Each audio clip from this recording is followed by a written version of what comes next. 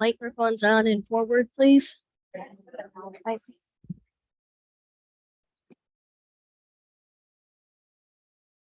All right, is everyone ready? Everyone ready? It looks like it.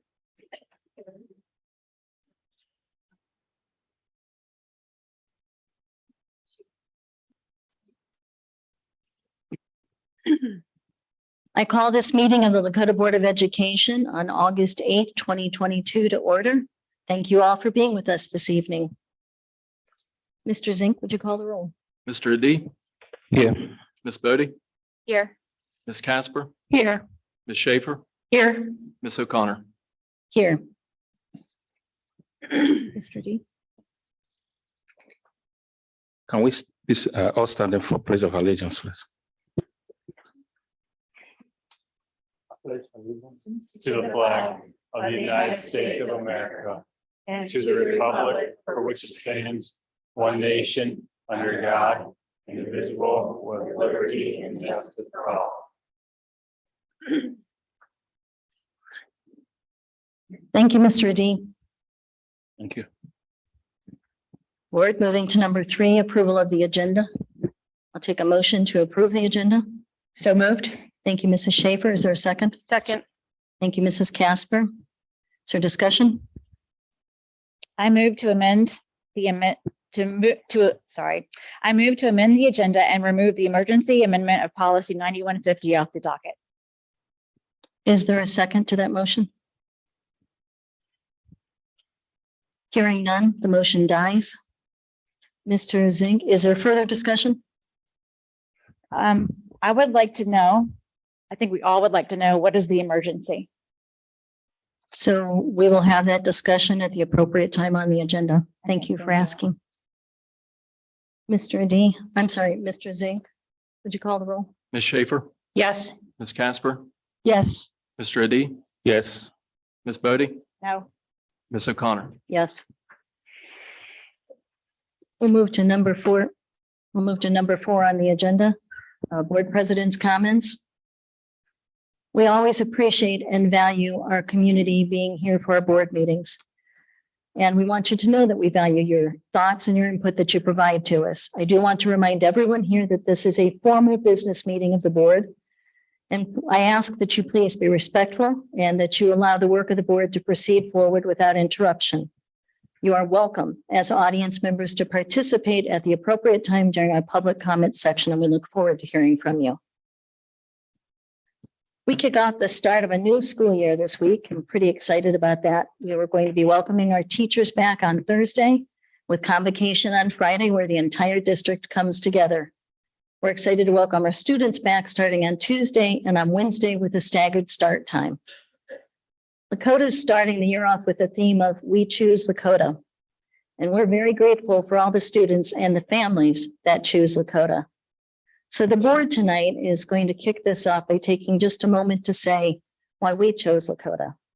And I'll start that off. I am springing this on my fellow board members, so I'll start that off and give them an opportunity to think about that. But I think we all pretty much know what that means. So when I moved here with my husband, we had a 10-month-old son, our oldest. And we chose to move to Westchester because it was halfway between the Air Force Base and the International Delta Base, because my husband was a commercial and military pilot. And we looked all over between those two locations to say what community, and we had a pretty broad expanse to look at. But we chose Lakota because of the schools. We chose it because of the reputation for academic excellence and because we felt that our child would thrive here. And both of our sons did thrive here. And I chose Lakota as a board member because I felt I could make a difference and continue to provide an excellent education for our students. And I think we've done that. Someone else? Okay, I'll go. All right. I chose Lakota because as an immigrant, I was looking for opportunity that I didn't have. And that was why I came to the United States of America, and I came in legally in 2003. Between 2003 and 2007, I was looking for the best place to be. I studied this school district, and I know it's, to me, the best school district in the whole of Ohio. And that was why I chose to buy my home in Westchester. And my kids coming from Africa, the two other ones know what benefit or the privilege they got in the United States and in this school district. The three of them graduated from this school district, and I'm so proud that they are doing their best, and one of the best, if not in the country. I chose to serve on this board because I felt that it's time for me to give back to this community, because I didn't grow up here. My parents did not pay tax here. I didn't go to the military to defend this country. I felt like I need to give back to these students, and that is why I'm here. I'm never here for any popularity. I'm never here for anybody for the money. I'm not here for anything else but to give back to this community. And that is what I want to do. And I'll continue to do it. Thank you. Thank you, Mr. Adi. I am here for the money. Just kidding. Put that out there. We don't make any Time to money. remind people how much you make. I was don't make going to any say, money. you know, that's going to be in the news. I know. Board members make $20,000. No, they don't. Please, yes. What do you mean that much? $225 per board meeting. We get a so special you audit know. now because of this. Just these, just these. Yeah. I too, when my husband and I got married, he had a job in Indianapolis. And when it came time to come back here, we initially came to the Westchester area because it's where my parents were. They had been transferred back here. But as we started to have children and look to where we wanted to be, I'll be honest, I did some look. We'd already lived in Westchester, but I looked at some other school districts, and then I looked at Lakota, and I liked everything I saw about Lakota. So we enrolled our very first kindergartner, and I got involved very early as the room mom at the school level. And as my two kids went through, you know, there was always those steps. I was a little nervous when they went to high school. I'll be perfectly honest with you. When my first one went to high school, she took the Catholic entrance exam just in case it was too big, just in case there wasn't a lot of opportunity, just in case we needed it. And she never wanted to leave, and we never looked back. I've been very involved in the district while my kids were in school and when they're not in school. And the reason that I sit here today is because somebody sat here for my kids. So I felt that it was my duty to sit here for future generations. Thank you, Mrs. Casper. We chose Lakota when my oldest was entering first grade, and we came from the Olentangy School District outside of Columbus, and we wanted to continue the great opportunity that she had there.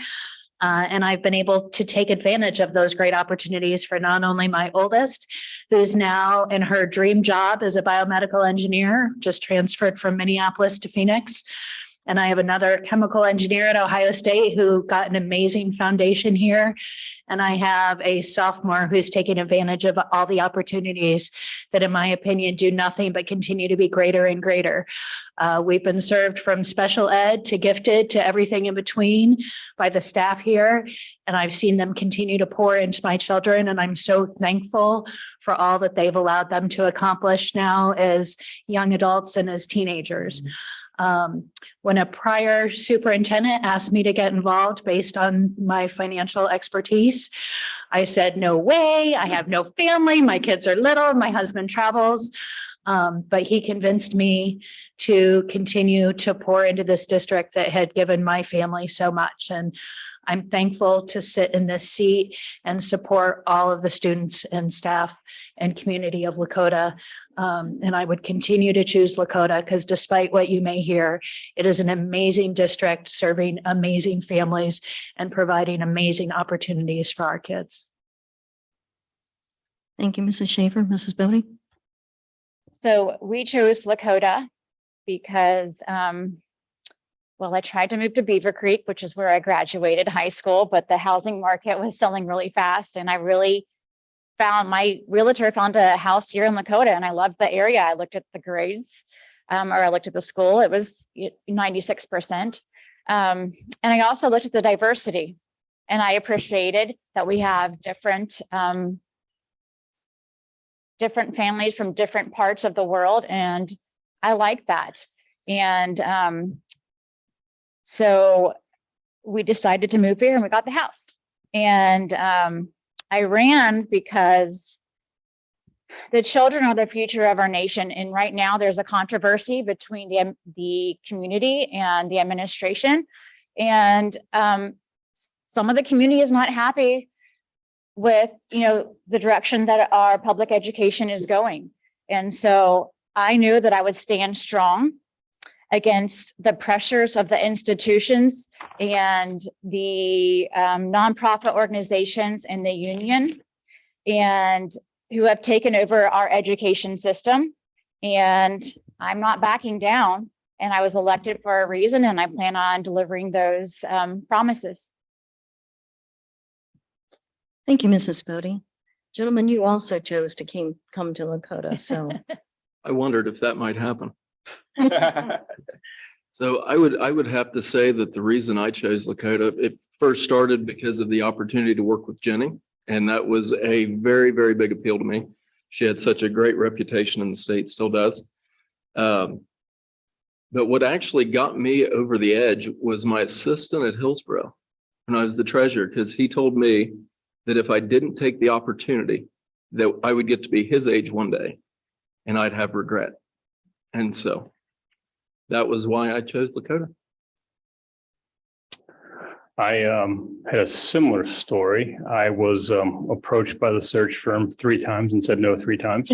And then somebody on the board reached out. And so I wanted the chance to serve in the best school district in the state of Ohio with some of the best educators and people and community members in the state of Ohio. It's also home. So it was coming back to the roots. That was a big push for me. And I also love that we create opportunities and hope for our kids, for our parents, and for our community. Thank you. And we will look forward to hearing from our community about why they chose Lakota and our staff. We'll go ahead and move to superintendent comments. Mr. Miller. I'll save mine for my administrative report, other than Adam, welcome to your first official board meeting. It's kind of like Thanksgiving, you move to the adult table. You are now at the grown-up table. So welcome. And it may not be what you thought it was going to be. Mr. Zink, treasurer's comments. Okay, I just wanted to thank the treasurer's office staff for getting through a software change, and it feels like the longest summer we've probably had with the transition and with everything. So very lucky to be a part of that team. I wanted to kind of mention to the board that I would like to maybe set up time to meet with everybody so that we could, kind of sit down and start building the relationship and start, looking toward expectations and that sort of thing. I also would like to start doing probably a weekly update, but I would like to get some feedback on, kind of what was working well and what wasn't. Maybe we could do a little better. So look forward to working with each one of you. Look forward to being at the adult table. Well, we all welcome you and thank you for stepping up to the position. We appreciate that with you stepping into this. It should be a seamless transition with Mrs. Logan's retirement. So thank you for that. We'll move to public comment on the agenda. And I have several people signed in. Before that, I'd like to express that the intention of our public comment opportunities are for the board to hear from the community. We appreciate, as I said before, hearing from our community. But I do want to stress that it's not intended to be a back and forth question and answer period. And we're trying to run an efficient business meeting so we get to the business of the meeting. But we want to give our school leaders an opportunity to do their due diligence when you ask questions or raise concerns. So we won't respond to public comments at the end of each session. If you're asking specific questions, our administrator, our superintendent or our treasurer or some other administrator will get back to you based on what your question is. Please limit your comments to 3 minutes or less. When you see the screen, there'll be a timer on the screen. When it turns to yellow, please wrap your comments. When it turns to red, please finish your comments. We want to get as many people in as we can in our 30-minute window. And I would ask that as you come forward, You also state your name for the record. We do videotape our meetings. You do not need to state your address. Please address your comments to the chair and to the board. Please do not name specific board members or specific staff members if you have concerns. All right, our first opportunity to speak is on the agenda. I'll call the names in order and I'll ask you to line up over there so that we keep it moving quickly. Our first speaker will be Melissa Steinbrenner. You'll have to forgive me if I don't read handwriting necessarily super well, so I'll do my best. It all works out in the end. You know who I was talking about. Penny Greenler will be next, and Christopher Cole, if you'll line up behind Mrs. Greenler. Then go ahead, Mrs. Steinbrenner. Good evening, everybody. I would say you should see the other guy, but I really should see the hard guy. No, I had an uneven sidewalk incident the other day, but anyway, so my name is Melissa Steinbrink. I am a resident of Liberty Township and I have 2 boys at Lakota East. I'm here to emphatically implore the board to not reinstate card access to the board member who trespassed in 2 of our schools. This member has proven herself incapable of following the rules in place regarding access, like the rest of us are expected to follow. This member is a menace to our students, faculty, and the excellent reputation of Lakota schools. Thank you. Thank you, Mrs. Steinbrink. Mrs. Greenler is up next. Mr. Cole follows, and Christopher Carpenter, if you'll line up.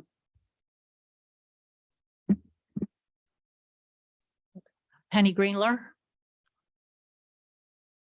I'm proud parent of 3 Lakota graduates. America has given peasants a lifestyle of kings and more liberty and more wealth to minorities than any country in human history. Our students should learn history that accurately tells the story of the American dream. These are quotes from 2 school board members. As one of the peasants and a recent citizen, I researched said liberties and the American dream. The United States is a great society that has been the bulwark of freedom and the fount of prosperity from which the whole world has immensely benefited, and the world needs it to go on being so. Any exercise designed to identify and correct the national heritage of racism will only benefit us all. No, CRT does not teach white children to hate America. CRT states that laws, regulations, rules, and procedures lead to different outcomes by race. Some examples: in 1619, 20 indentured Africans landed in the English colony of Virginia. They could earn back their freedom. But in 1661, the black chattel slavery became legal and spread to the colonies. Slaves are property that could be bought and sold, and they were not allowed any family and were prohibited from learning to read and write. With the ratification of the Constitution in 1788, slaves were counted as 3/5 of a person for the purpose of taxation and representation in Congress. In 1807, President Jefferson signed legislation that ended the African trade of enslaved peoples. So the slave owners began the practice of slave breeding, in which women slaves as young as 13 were forced to be pregnant or give birth as often as possible. Lincoln issued the Emancipation Proclamation in 1863, but he didn't believe in racial equality or integration. So despite the fact that most of the 4 million Black Americans in the 1850s had been born on US soil, Lincoln advocated shipping them to Central America, Caribbean, or back to Africa. And that's why we have the birthright law. Since the Civil War, most southern states officially segregated their public schools until 1954. Jim Crow laws segregated blacks and whites at most public places until 1964. Laws prohibited marriage between blacks and whites until 1967. The anti-lynching bill only just passed in March of 2022. Did you know that the last African slave died in Selma, Alabama in January 1940 during World War II? Slavery is not the distant past. Don't tell people just to get over it. Even the sweeping GI Bill after World War II promised prosperity to veterans, but blocked out prosperity for the same 1.2 Black veterans. Since 2020, more than 425 bills have passed to restrict voting access to Latino, Blacks, and Asian voters. Even Mrs. Lakota Greenler? school board member. Mrs. Greenler, could you ramp up, please? Doing it. Even the Lakota school board members proposed policy to supposedly safeguard girls' sports targets minorities under the pretense of protecting girls. Thank you. Thank you very much. I don't know. Mr. Christopher Coles is up next. Mrs. Carpenter should follow, and Benjamin McCall, you'll be up after that. Mr. Cole. Hi, my name is Christopher Cole. I've been a member of the Lakota School District for 21 years and have 3 children in the district. I was concerned by the motion to revise the board policy on competitive sports and have some questions on how it may affect our students. The policy as it is states its intent is to protect girls' sports from those with innate physical advantages. So I was wondering if other innate physical advantages such as height or testosterone levels will be policed as well. Some students may not fit the definitions provided in the motion, having been born either intersex or with sex chromosomes other than XX or XY. And I was wondering how those athletes would be treated and what teams they would be allowed to join. I also have questions on how it will be enforced. Will all athletes be required to be tested for competitive girls sports? So is every athlete going to be required to be tested in order to meet these policies in order to join competitive girls sports? What processes will be used to determine an athlete's sex chromosomes match the definition provided in this motion? Which processes will be used to determine an athlete's physical characteristics match the definition provided in this motion? And starting at what grade level will these procedures be enforced, and who will be enforcing these, performing these procedures, and who will bear the financial burden of having these procedures be performed? I'm asking these questions because I think the potential answers is disturbing, and I'm concerned that this policy will have a negative impact on the privacy and safety of our students, and hope that the board will decline the motion and put more thought into policies that benefit all Lakota students. Thank you, Mr. Cole. Mrs. Carpenter will be up, Mr. McCall follows, and Mrs. Rangamaran, I probably massacred that, I apologize, is up next.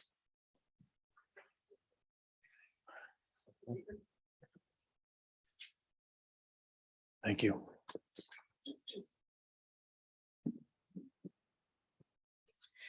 Hi, I'm Christina Carpenter. I'm here to talk about the visitation policy. I really appreciate you guys making clarification of what was already in place regarding visitors going to schools and having access and what that qualifies of official and unofficial.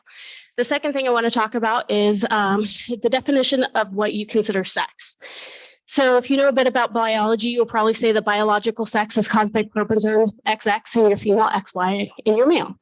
This is chromosomal sex, but is it biological sex? What I'm reading to you is actually from a specific associate professor at the North Carolina University. She has a doctorate in biology. I'm also a biologist and a zoologist. And so this is biology basic. It's a little bit more in depth than most people are used to. Like I said, usually you go XX, XY. But when you really look at biological sex, it gets a lot more advanced. If you would like resources, I put on the bottom, I have specific links to not only that professor's her LinkedIn account, so you know exactly her qualifications, but also many TED Talks and things like that that you can view on the subject. So again, if you don't have the biology background, I really suggest doing the research on it. So it turns out there is only one gene on the Y chromosome that really matters to sex. It's called the SRY gene. During human embryonic development, the SRY protein turns on male associated genes. Having an SRY gene makes you genetically male, but is this biological sex? Sometimes the SRY gene pops up off the Y chromosome and over to the X chromosome. Surprise, now you got an X with an SRY and a Y without an SRY. And what does that mean? A Y with no SRY means physically you're female, chromosomally you're male, XY, and genetically you're female, so no SRY. An X with the SRY means you're physically male, chromosomally female, XX, and genetically male, SRY, but biologically, sex is simple. There must be an answer. Sex-related genes ultimately turn on hormones in specific areas of the body and reception of those hormones by cell throughout the body. Is this the root of biological sex? Sex-related genes ultimately turn on, sorry, I did it twice. If developing, your body may not produce enough hormones for your genetic sex, leading you to be genetically male or female, chromosomally male or female, hormonally but non-binary, and physically non-binary. I'm not going to read all this. It's a lot. But you get the point. It's not just simple. It's It's a lot more going on. And like the gentleman before me, there's a lot of questions to be answered on what you're going to determine it as. So I just ask that you do a little bit more research before making a policy change like this. Thank you. Thank you, Mrs. Carpenter. Mr. McCall, Mrs. Reger-Rahman, and Jessica Williams will follow. Evening, Benjamin McCall. I want to discuss community engagement with honest transparency. Transparency has been touted by a number of community members, parents, and members of the board. It has been more so over the last 6 months regarding curriculum, staffing, and Lakota Master Plan. From a place of good intent and honest conversation, transparency is always welcome, but there's always an issue if it comes from a place of not transparency, where it's used as a diversion from any hidden agendas. So let's say persons X consistently references and demands transparency in questions where money is being spent, what is in curriculum, and accusations around those requests. But yet those persons X rarely answers question posed to them or fails to provide any proof for those accusations. Well, it can be hard to trust or understand the intent. We should have trust that transparency is not one-sided and comes with good intentions. So with deep concern, I'm asking for particular members of the board to be transparent themselves. I recently watched a political action group in Westchester on video where 3 of the board members were present. During the meeting, a speaker specifically discusses schools in Ohio and made accusations around negativity of diversity efforts, quote, indoctrination, and that the marketing of pride was yielding a predictable crop of bad fruit. After that speech, those board members spoke at different times. One member specifically stated, quote, I am still looking for these facts. There are some things I'm not going to say yet because there are some things that we're working on. We're working on and I'm going to share. Goes on to say DEI is the baby of this district. I'm one of those that are fighting that, but there are some things that I'm not going to share yet because if it comes out, I'm not going to get what I want. I'm still working on it. Linda and I and Darby are still working on it. And that's a quote. You asked for transparency. I'd like some transparency to what exactly is being worked on outside of board business. Part of the oath of a member of a board is to faithfully and impartially discharge your duties. Those duties are not tied to personal and partial intentions. Those duties are impartial for our students. You don't represent a community. You represent the community, a representative for all students, staff, and parents. Above all, you should be a voice for all students, those who are celebrated that you accept, and especially to those who are not. Those who do not feel like they belong, who are not represented or have the resources and mouthpieces from that people that should and can stand up for them. That is your responsibility as a board. I have my beliefs and my concerns for my own children as any parent would, yet my kids, while I love them dearly, are not the only children in the world. And for their sakes and the sake of our overall health of our community, I care about all children, not just my own. And I believe this is the mindset we all should have. Sectioning any of us into groups to easily be dismissed when those sections don't align with our own is not community. It is divisive and does not represent we are Lakota, but you should. Mr. McCall, will you wrap that up? Thank you. Thank you. Thank Ma'am, I'll let you say your name again. Mrs. Williams is up after that. Mrs. Manier follows Mrs. Williams. Go ahead. Hi, I'm Amy Raguraman. Could you bring the microphone in a little bit? Hi, I'm Amy Thank you. Raguraman. I'm a Westchester resident. I'll try to be pretty quick tonight. I wanted to support the changes tonight to the visitor policy 9150. I think it's important at the beginning of the school year that everyone feels safe, especially when it comes to the security of admitting visitors at the front desk. Regardless on how familiar an individual might be in the community, it's important for everyone to sign in and be able to let administrators in the school know of your presence. In case there's an emergency, everyone needs to be accounted for. I know there are several parent volunteers who routinely volunteer in their child's school. They still have to sign in every time. Many years ago, I subbed in the district even though I was here pretty often, I still had to sign in every time I came in. So to me, like the safety of the students needs to be of utmost importance. And so I'm asking the board to approve these very minor changes. I mean, they're already kind of outlined, what's official and unofficial, and that any unofficial visit should not be inspections or supervisory in nature. And I agree that that should remain in the policy. So again, I'm asking the board to approve these minor changes. Thanks.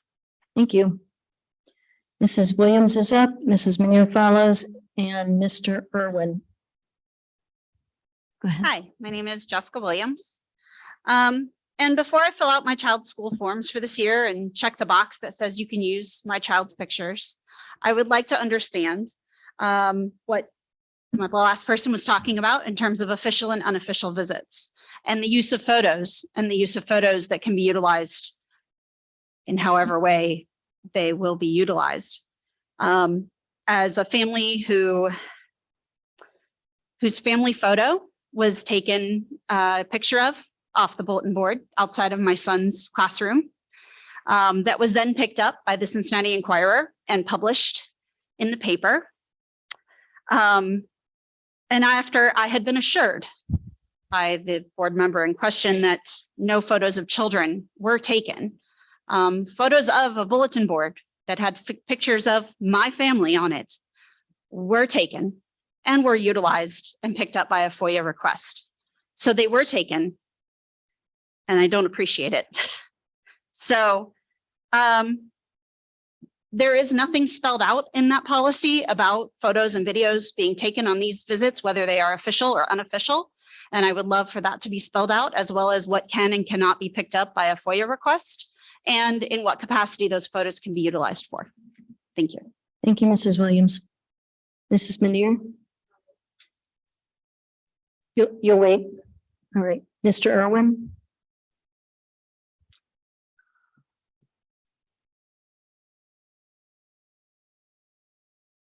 Good evening, Board President, board members.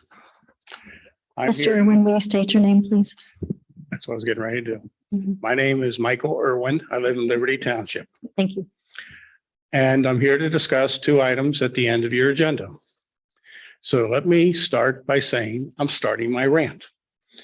You have two items. The first item is bringing up a motion that's been brought before this board at least 3 times I'm aware of. It's 6 pages long, and its ultimate goal is to kick back to the COVID rules prior to COVID entering the world.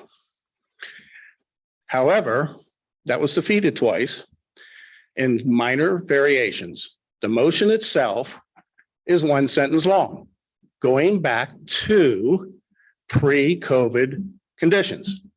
The other 6 pages are filled with innuendo and facts that are irrelevant.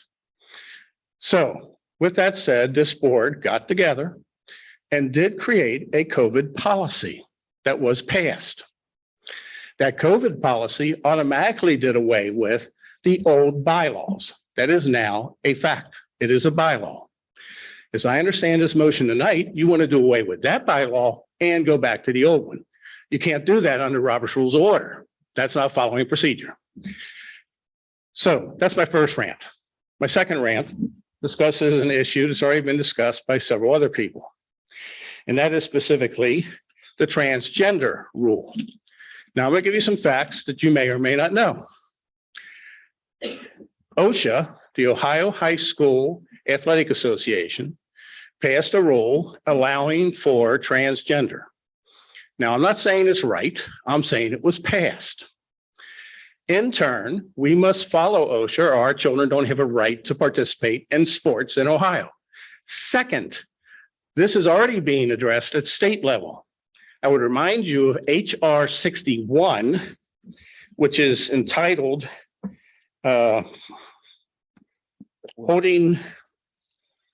anyway, it's to keep female gender sports for females. And in addition, SB 132 has also been presented to deal with this at state level, not your school board.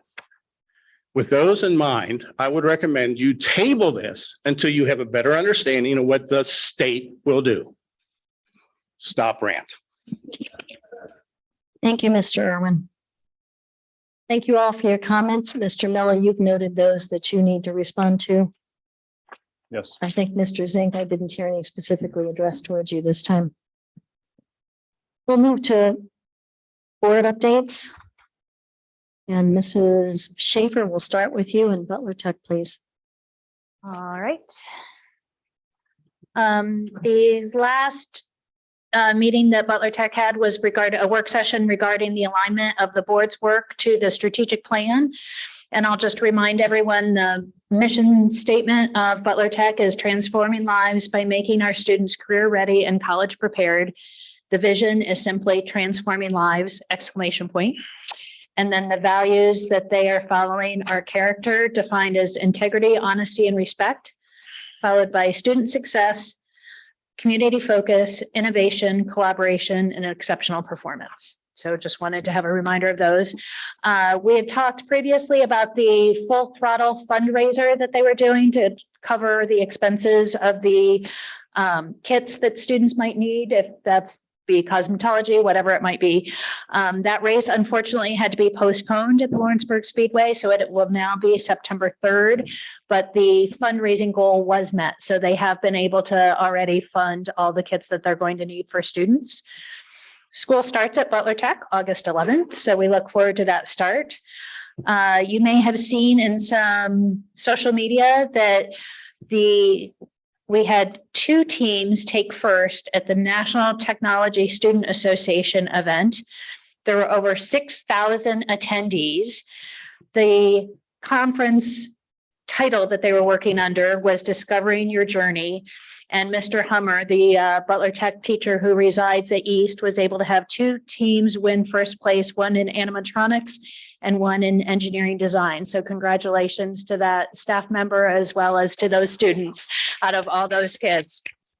So, and perhaps we'll see one of those East teams here in the future. You may also have read, we've talked previously about the Butler County Commissioners. There had been a request for $24 million to fund an aviation center and an advanced manufacturing center in Middletown and Hamilton, respectively. That was approved at $15 million. So we're now looking at how we can raise those additional funds to secure all that we'd like to do in those areas. And then John Graff, the superintendent of Butler Tech, was recently, he is the incoming president for the Ohio Association for Career Tech Education. So congratulations to him to be able to have that role. And it certainly serves us well to be able to be a greater voice at the state level. So we're thankful for that. So we have our next meeting is next Tuesday. Thank you, Mrs. Schaefer. Mr. Miller, Mr. Zink, legislative. Probably my biggest piece of legislation, I will hold off until Mr. Passarge talks about safety. There was a safety meeting in Columbus last week and a couple of those bills were discussed. So I'll wait till then. Mr. Zink. I don't have anything to add at this time. Mr. D. So it's a little bit quiet at the State House right now. They're still on recess for quite some time. So we expect it to be quite frantic when they get back to work, but that'll be a little while before that happens. I do have an OSBA Southwest Regional Executive Committee meeting tomorrow evening, and want the board to also be aware that on October 13th, we have our fall conference. And certainly let Mr. Miller know if you would like to attend that, please. Community engagement, Mrs. Casper, would you like to talk about that? Sure.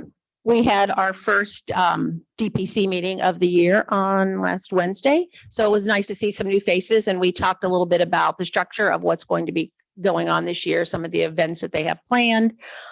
We've also sat down as a committee last week at our community engagement meeting and talked about community conversations. So we are going to go forward with community conversations this year, hoping to get more in than we did last year. As we know, a lot of things went on last year. There was a lot of canceling and rescheduling. So we're hoping to have more of those. And we did a thought exchange for the community to weigh in on topics that they thought might be interesting to them or that they would like to see a community conversation. So we'll take all of those thoughts into consideration. If the board has any subjects that they would like us to consider, just reach out to Linda or myself and we will take a look at those. But right now, I think we have a pretty good lineup, I guess, of what things that we are considering. So. And part of what we're considering is taking some of our community conversations. We've done this in the past, but we haven't done it in a couple of years now, out into the community to reach some of those in our population, our school population that might not want to attend one at a school building. So we'll be doing some community outreach and trying to make sure that we're hearing from everybody. Anything else? Any questions? We're also going to try to get those on the calendar, at least for the first half of the school year, as soon as we can, so that everybody has it on the calendar. Right. We'll also be reaching out and hearing from our students and doing some community conversations with them as well. And this year will include not just our high school students, but our junior high students as well. Especially as we look at curriculum and are we meeting student needs, we really want to hear that student voice in the process. So any questions on that? No? All right, we'll move on. Thank you, board. We'll move to administrative reports. Mr. Miller, I think you have 3 items this evening. I do. Thank you, Mrs. O'Connor. I'm going to get some help with Mr. Visarge in a second, but before I turn it over to him, we are 8 days away from welcoming back half of our students or meeting some new students, and 9 days away from meeting or welcoming the other half, and 10 days away from being full house. And so we are, as I did my quick math earlier today, we have 17,220 students exactly enrolled as of probably 7 a.m. But as I was around the Welcome Center today, that number is going to go up from there. So we have a lot of families, a lot of activity. Nice to see some smiling faces on kids and parents as they we're getting some last minute enrollees. We have about 110 new staff members, and so we're looking at welcoming all of them. We still have a handful of teaching positions open, instructional aides, and Mr. Visarge is going to talk about a few of those as well. I want to give a shout out to Betsy Fuller and her team for the mailer that started going out this weekend for Mrs. O'Connor. You mentioned it. Why did we choose Lakota? If I can, I'm going to read just a couple of those that were from that mailing that came from the Thought Exchange. I think it reminds us all of why we are all here. We choose Lakota because teachers care about kids, for its academic performance and capacity to challenge our children, opportunities for kids academically, diversity of thought in the classroom, for the quality educators, limitless opportunities, and diverse learning styles, because of the focus on the whole child. So those are just a few. And so I encourage you to reach out and take a look at that latest mailer, and also some others that were in the included Thought Exchange. We also have been getting a lot of good feedback from our parents about all forms being electronic, or most of them being electronic through Final Forms, and also our new website. The mailer also gives a shout out to the Treasurer's Department for the strong finances. And there's some other things in there related to the staggered start that Mrs. O'Connor already mentioned. One of the things too that I think is a good reminder for me, and probably for all of us at this end of the room, is we've been through a pandemic where we've been managing. We have not been leading. And I think it's time for all of us to get back to leading. And that goes to our buildings and to our classrooms and administrators as well. So I think it's good for us to get back. And I think we've talked about it this year, getting back to getting student voice, teacher voice in some of our decision-making processes. I'm going to ask Mr. Visarge to come up. He's going to talk. Are you going to do transportation first or safety first? Transportation. Thank you, Chris. Good evening. I just wanted to provide an update on transportation and how it's going to start out for the school year. I know we've talked over the last couple of board meetings about the payment in lieu of and the struggles that we're having with transportation in terms of hiring drivers and getting drivers ready. So just provide an update from where we were last year to where we are as of today. So last year we ended the school year with 199 routes. We're going to start off the school year this year with 180 routes. That's 19 less routes than we had from last year. Currently, we are down 26 drivers from where we were last year.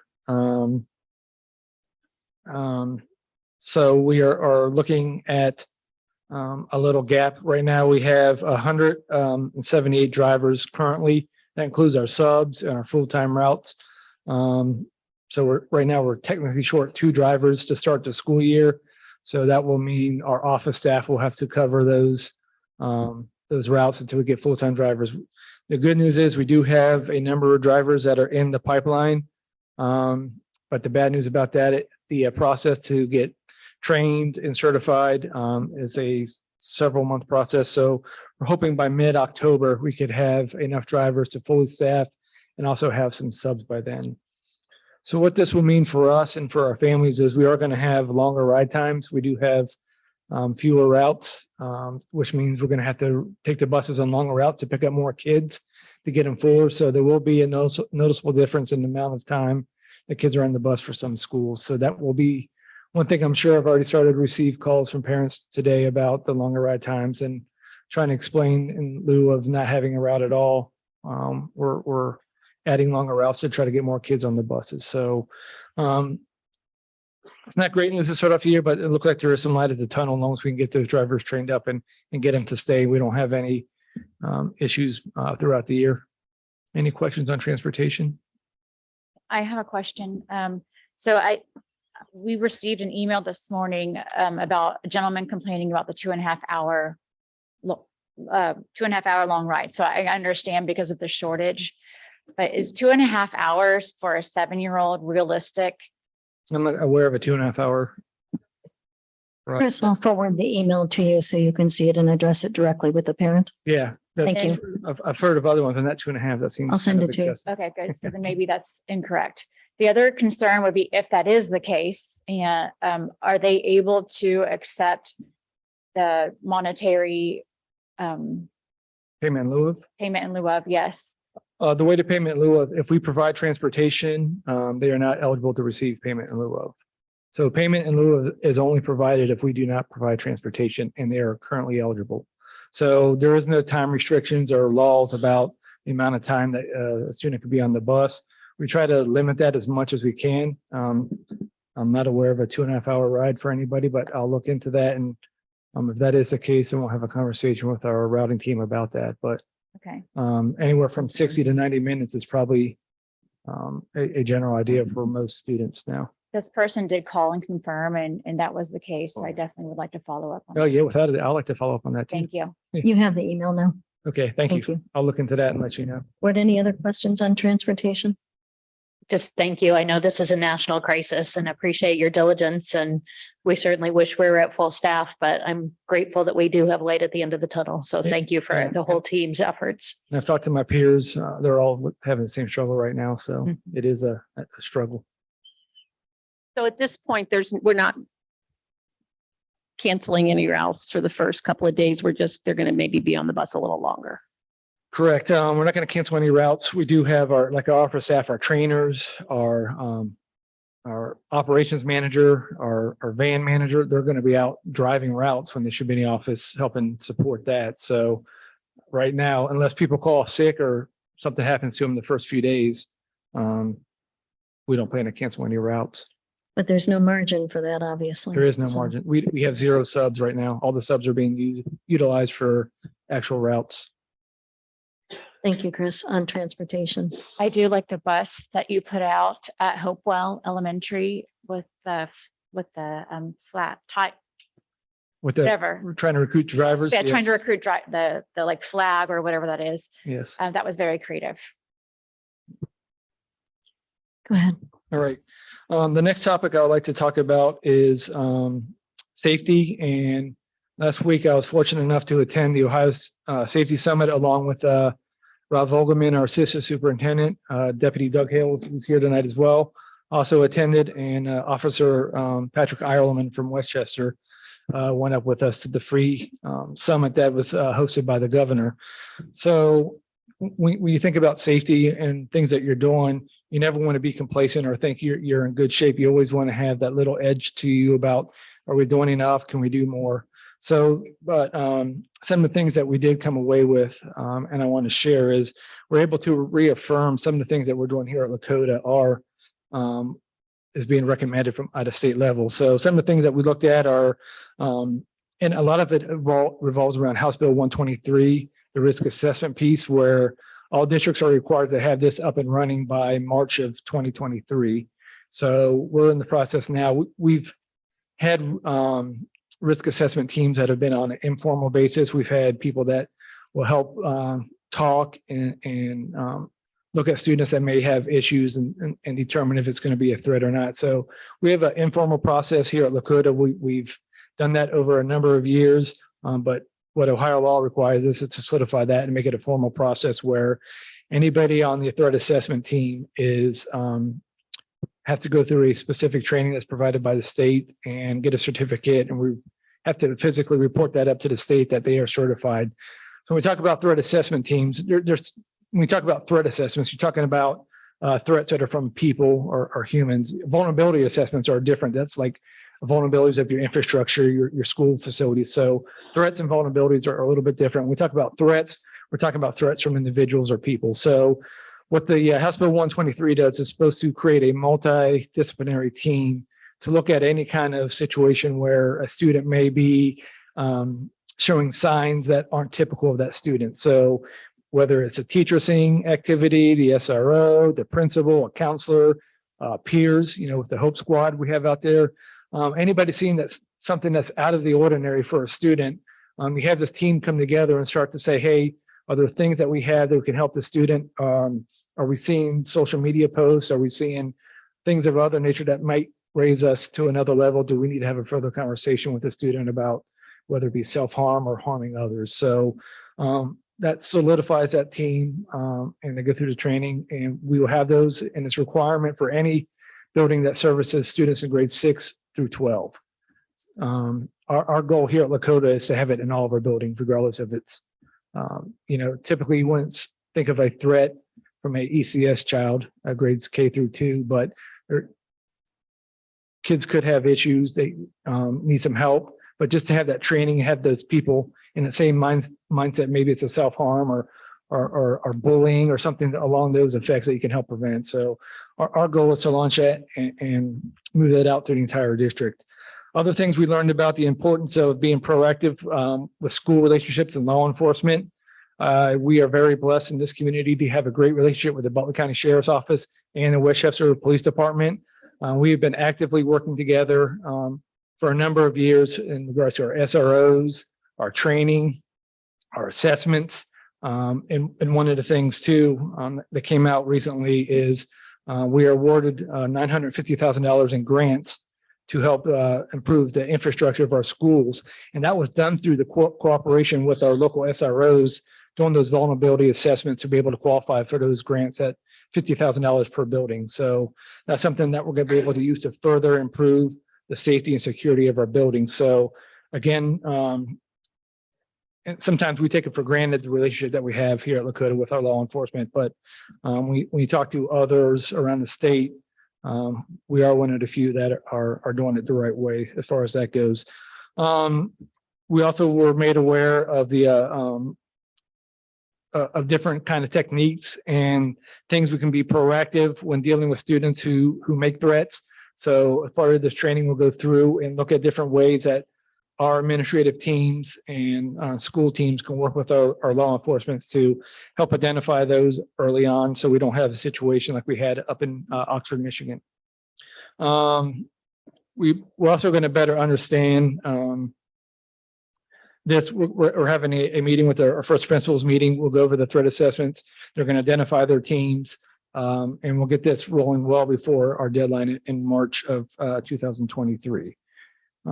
Overall, again, I don't want to be complacent or feel like we're doing a great job. There's always room for improvement, but I feel we're on the right path. And attending the conference and talking to Rob and Deputy Doug and Officer Island, we sat together at night and talked about what we experienced and learned. And we're going to come back and make some changes to some of our drills and some of the ways we do business to make it better and more robust. So we're fortunate for the state to provide this opportunity, and we're glad to be there. So any questions about safety or security, I can answer about that. We'll be happy to. Board, any questions or comments? Chris, thanks for your work on this too. I know you give the credit to the law enforcement, but I appreciate all the logistics and things that you do to keep our kids and staff safe. It's a team effort. Yep. All right. Thank you. Thank you, Chris.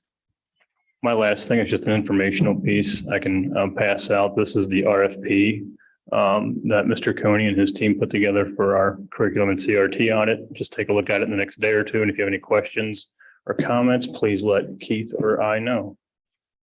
Can you tell us what the timeline is for that, Mr. Miller?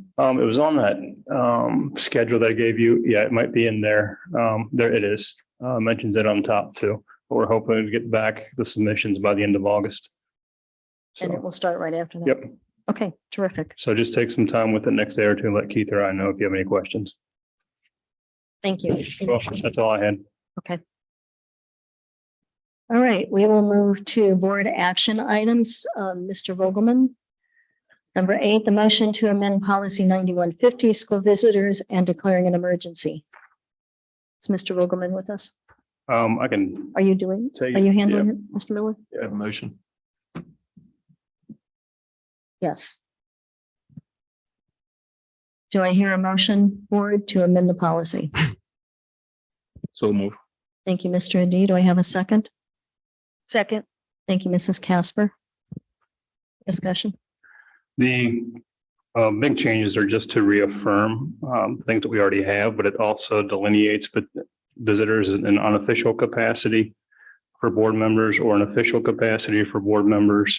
But again, there's ways to ingrain yourself in the schools. You just have to follow the policy. So I don't think there's a lot of wholesale changes to this. It just sort of spells things out a little bit clearer for everybody as we get ready to start the school year. And this was on recommendation of our legal counsel? It was Frost, Brown, and Todd. Could you explain the emergency portion to this so that people are aware of what that means? The emergency portion doesn't require 2 votes, just 1, and it's just the timing issue with school starting in 8 days. So it's not declaring the situation as an emergency. It's a legal term. That means Correct. it goes into effect immediately Correct. before there's a second read. Absolutely. Correct. Yes.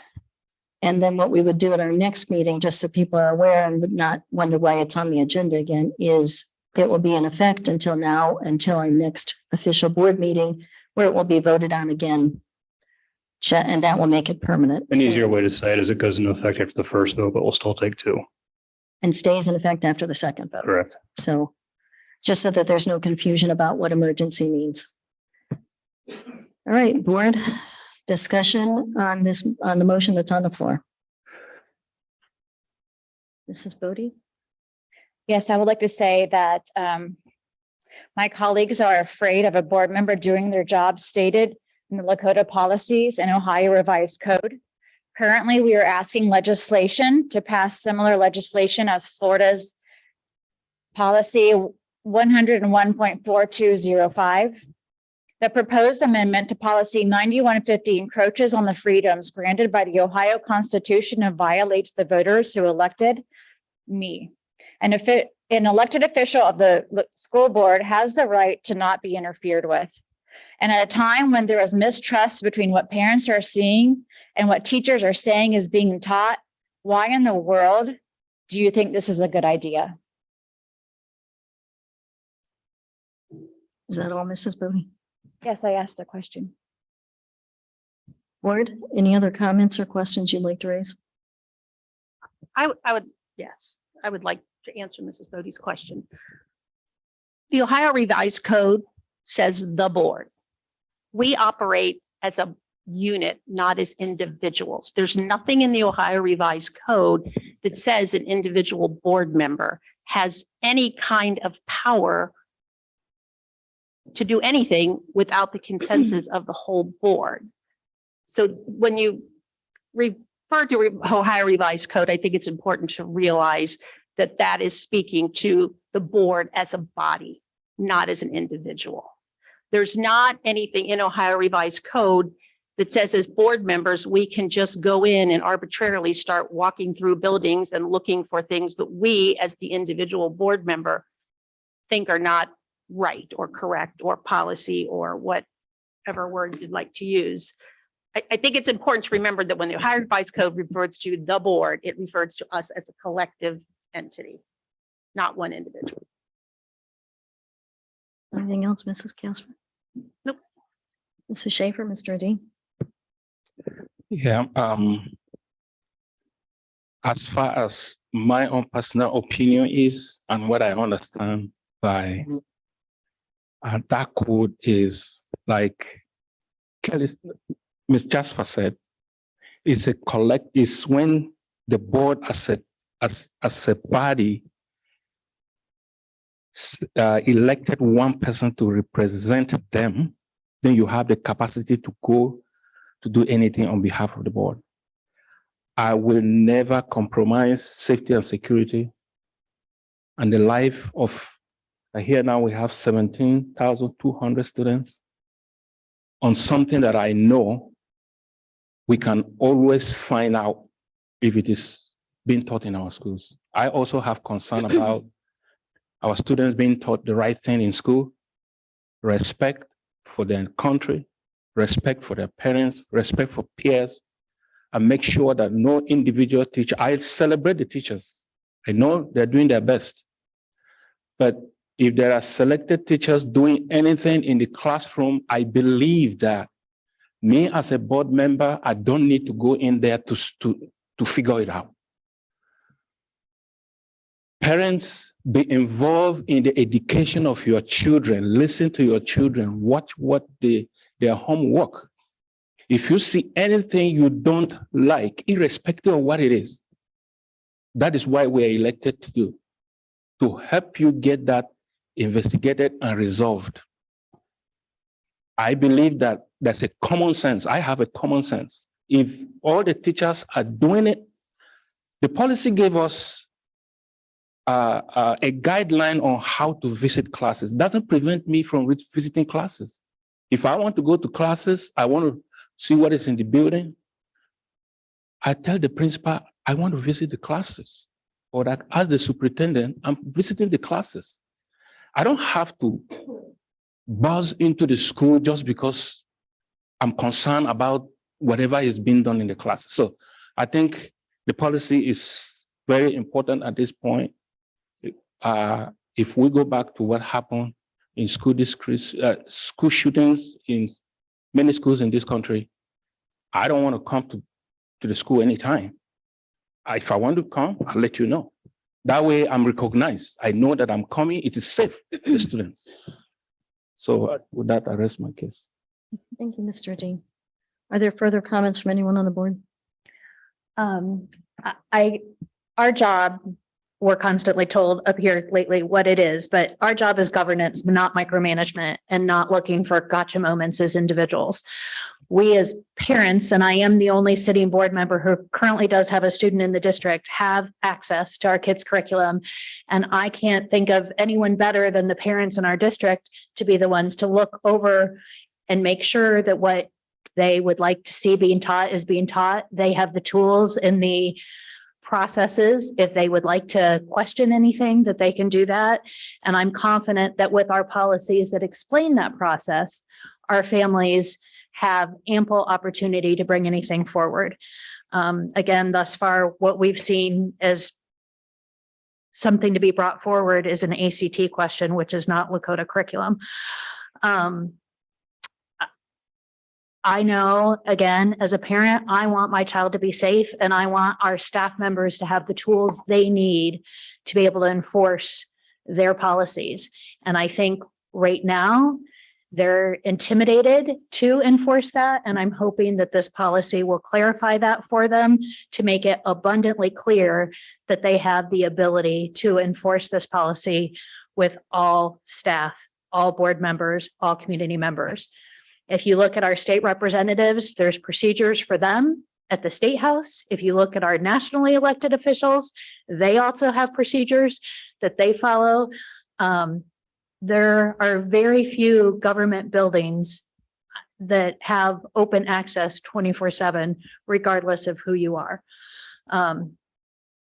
So with that said, I appreciate the clarification. I'm surprised it's necessary, but I appreciate we're taking those steps to make sure that we're abundantly clear. Anything further? Sorry. Go ahead. There's one point I want to add. As a concern, as a board member, I do a lot of research, and I also ask a lot of questions around the state. I have a lot of other board members that I've related with, and I have their numbers. I have personally asked as well. So I'm going to give you a scenario of one of the board members to express better about this point. I have a board member that grew up in the same school where he is now a board member. You're talking about in a different district. In a different district. Sorry, in a different district in the state of Ohio. Okay, not here. In that school district, they have all in all from kindergarten to high school, They have 600 students and they have one building. He grew up there. Almost all the teachers knew him. Everybody knows everybody in that school district. I now ask him, what is your policy in entering the school building? He said, when I come to the school to pick my kid, I go through, pick up my kid. If it is early, get my the secretary call my kid for me, I pick him up. If I ever, the policy they have is if I ever need to go into the school building as a board member, everybody knows me, even all the teachers know me, the secretaries know me, I have to let the principal or the superintendent know that I want to get into that building. But he said, I have not seen any reason why I should even go into the building anyway. So with that in mind, I believe that it's not only restricted. I mean, the policy is not only in Lakota School District. For safety and security, that's why he said they cannot compromise it. We have 24 buildings. Anybody can put my face up, mask up, and come as me because he or she knows he can access the building because I'm a board member. Anything can happen in technology in the current world, anything can happen. So I believe that safety and security and the life of our students is very important. That is why I believe that this policy is good and it should stay. Thank you, Mr. Reddy. I have some comments on behalf of the board, and then I'll speak as an individual board member. The first piece that I'd like to share with you is in response to a newspaper article that came out. I think it was probably first thing this morning, and the board has not responded to that. So I wanted to share with you what we did respond with. Lakota's safety and security policies and procedures are in place for sound reasons. Sandy Hook, Columbine, Parkland, and Uvalde. Those horrific tragedies happened because of security breaches. And the safety of our students is the #1 priority for the district, as it should be.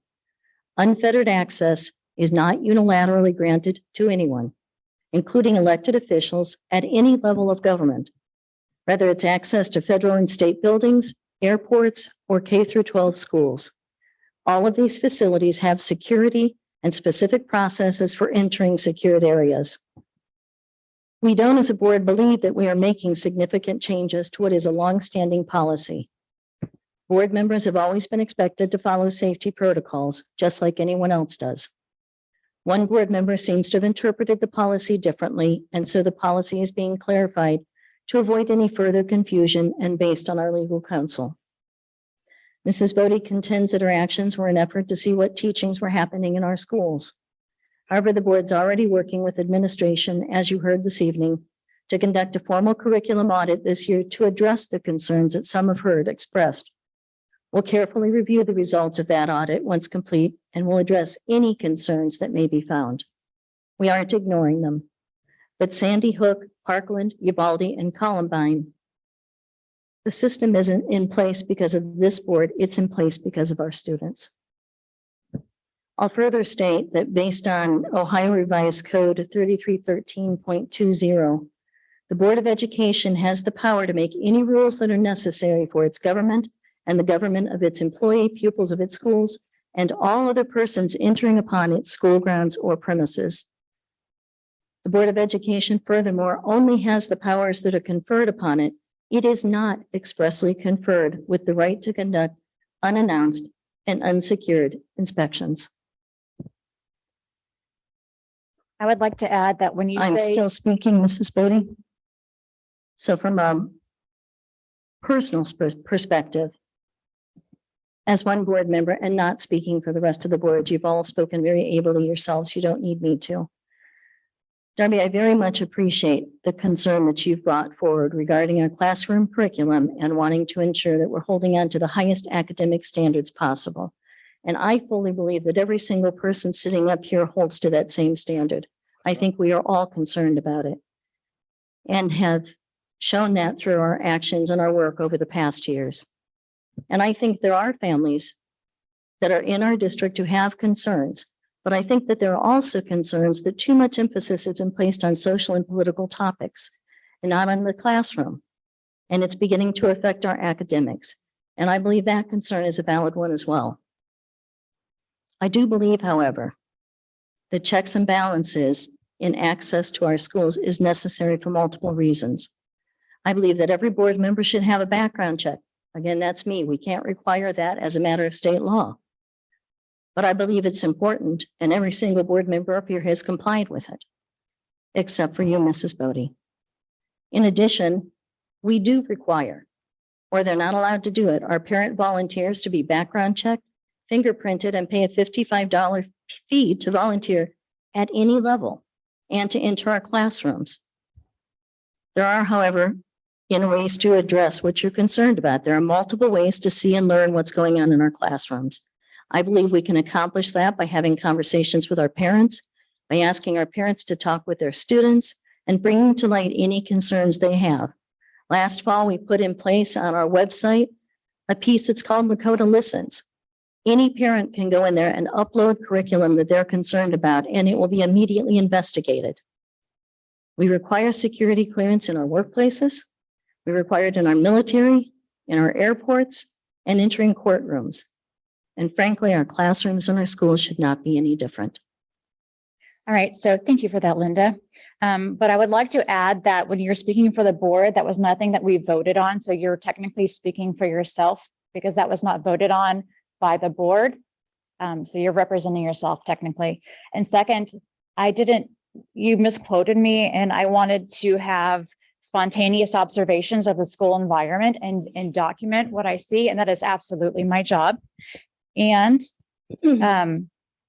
I never said that I was against drug testing. If you're like me and have bought a weapon, you've had an FBI background check, and you've also had a background check when you volunteer. So again, I never said I wasn't for them, but I did say I would not be part of the political ruse where. Mrs. Darby, but Mrs. Bodie, are you referring to drug testing or background? Excuse me, I'm not done. We're trying to clarify what you were saying. I said background checks. You said drug testing. Oh, did I? Please. My apologies. I meant background checks. Thank go ahead. you. So anyway, so then I said I would not be a part of this public ruse, and that's not saying that I'm not against them. I understand where they are important. However, there are policies already in place that prevents people with felonies to be around children. And if that is a concern of yours, that would be technically we would be breaking the law and be in jail for breaking our own the policy breaking the law by, or probation, actually breaking our probation if someone had a felony that was dangerous to children. Are you referring to a specific individual when you're talking about someone having a felony? No, I'm just saying that if people are concerned about background checks and felonies and people being around students that have a felony, and there are processes in place to prevent that. But again, it is absolutely my job and our job, and you're limiting your own access to the schools by passing this policy. So anything further? No. I have a question. I'm sorry. Just go ahead. Yeah.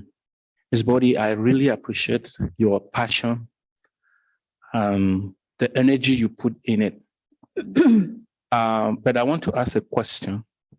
I'm sorry about it, but the last time you went into the building, even though at that point that's what brought about the entire situation, that you were given restriction for you to understand that you have to get the principal aware or the superintendent aware that you're coming to the school building. Nobody's stopping you from doing that. You're skipping that aspect. Now, you went into the building. I know from public participation, somebody mentioned, I can't verify, it's on the news that there's a clip about the photograph you took in the classroom and all the photos you took. Now, I want to know, what have you found, even though you didn't go with principal's permission, were you able to achieve or get what you wanted? You enter into 2 buildings. So let's see, did you get anything you wanted? At this point in time, I'm still trying to observe the environment and document what I see. Okay. So this is a continued thing. Thank So you. thus far, no evidence to provide the board. I'm just observing the school environment and documenting it. That's my job. That's what it says in the policy. That's what I'm doing. Policy doesn't say that. I don't believe the policy Certainly says that. Policy doesn't say that that is your job to go into a school and And document document, yeah. what's happening. I don't, I need to see the policy. Maybe I, And what do you do with the documents that you have? Because I know we've been sworn in January. It's 8 months. We're still working on a lot of issues that we're trying to resolve. I have not seen. I'll be happy if you can give us some of the evidence. At least let's stop those things that you think you have found, that you're so passionate about. I want to know them as well. I'm interested. And you also mentioned about political rules. I believe you and I are on the same political party. So I don't know which political rules you're talking about. Because as far as I'm concerned, where Lakota is always on the news are making money out of us.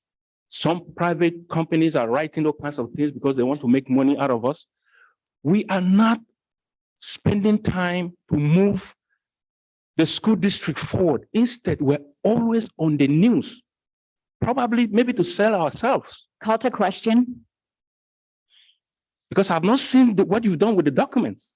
So call the question is on the floor. Thank you, Mr. D, for those comments. Call the question is on the floor, which means we will take a vote on the motion for approval. I have a first and a second. Mr. D, Voting to amend the policy. To amend the part, yes. Ms. Casper, yes. Ms. Bodie, No. Ms. Schaefer, Yes. Ms. O'Connor. Yes. Board will move on to treasurer's recommendations. Item 9, approving the minutes. Do I have a motion? So moved. Thank you, Mrs. Schaefer. The board will second. These are the minutes for July 7th of 2022. I believe Mr. Zink mentioned at our last board meeting. Are we up to date now on our minutes? Yes, I believe so. Okay. Yes. All right. So we have a motion and a second to approve the minutes. Is there discussion? Please call the roll. Ms. Schaefer, Yes. Ms. O'Connor, Yes. Mr. Adi, Yes. Ms. Bodie, Yes. Ms. Casper. Yes. The motion passes. Board will move to 10, the superintendent recommendations, action items. A, approve personnel items. B, approve field trips, and C, approve donations. Do I have a motion? So moved. Thank you, Mrs. Casper. Second. Thank you, Mr. Adi. I have a motion and a second. Is there discussion? I just received some items that I requested for personnel items today from Matt. So thank you for that. However, I have not been able to, my plan is to reconfigure easily the math of what is in alignment with the HR's numbers within. So so far we've had 78 people leave this year since January, and I stand firm on the fact that I would like to get exit interviews in place so we know why our staff is leaving and if it is an issue or not. I think that would be very beneficial, but I also will configure. So I guess it's from July to June or June to July. Our fiscal year is Of the school July year. So 1 I will to June. recalculate that and even graph it for you so we can see what, the trend of why so many people are leaving. Because again, as I said, in 2019, we had 63 people leave. And so far this year, we've had 78 people leave. So again, I would like to look at exit interviews and implement them and see why our staff is leaving. Thank you, Mrs. Bodie. Mr. Miller, do you need to respond to that? No, I don't think so. All right. Can I- Mrs. Schaefer. Oh, sorry. I'd just like to say welcome to all of our new staff. So we look forward to your contribution to the district. And to our returning staff. Absolutely. But we're not approving them. I know, but I thought I should say it anyway. All right, motion is is first and seconded to approve the superintendent recommendations A through C. Without further discussion, Mr. Zink? Ms. Casper, Yes. Mr. Adi, Yes. Ms. Bodie, Yes. Ms. Schaefer, Yes. Ms. O'Connor. Yes, the motion passes. We move to 11, public comments. Again, the same rules are in place. Please address the board. No individual staff or board member names. Please limit yourself to 3 minutes. When it turns yellow, please wrap up what you're saying and stop at the red. And we'll need to have you signed in on the sheet if you would like to. Did everyone have a chance to sign that wants to speak? Did you want an opportunity to speak? Isaac, could you take that, Mr. Rogers? Give me a chance to sign it. Over there. Thank you. Yeah, thank you. Yeah, reminder. Okay, reminder, we have 30 minutes, so we'll try to line people up and keep moving as quickly as possible so that we have an opportunity to hear from everybody. We'll start with Mrs. Jackson will be up first. Mrs. Luigi is next. Mrs. Cameron is after that. Mrs. Jackson, go ahead and start. Don't forget to say your name, please. Thank you. My name is Emily Jackson. I'm a Lakota parent.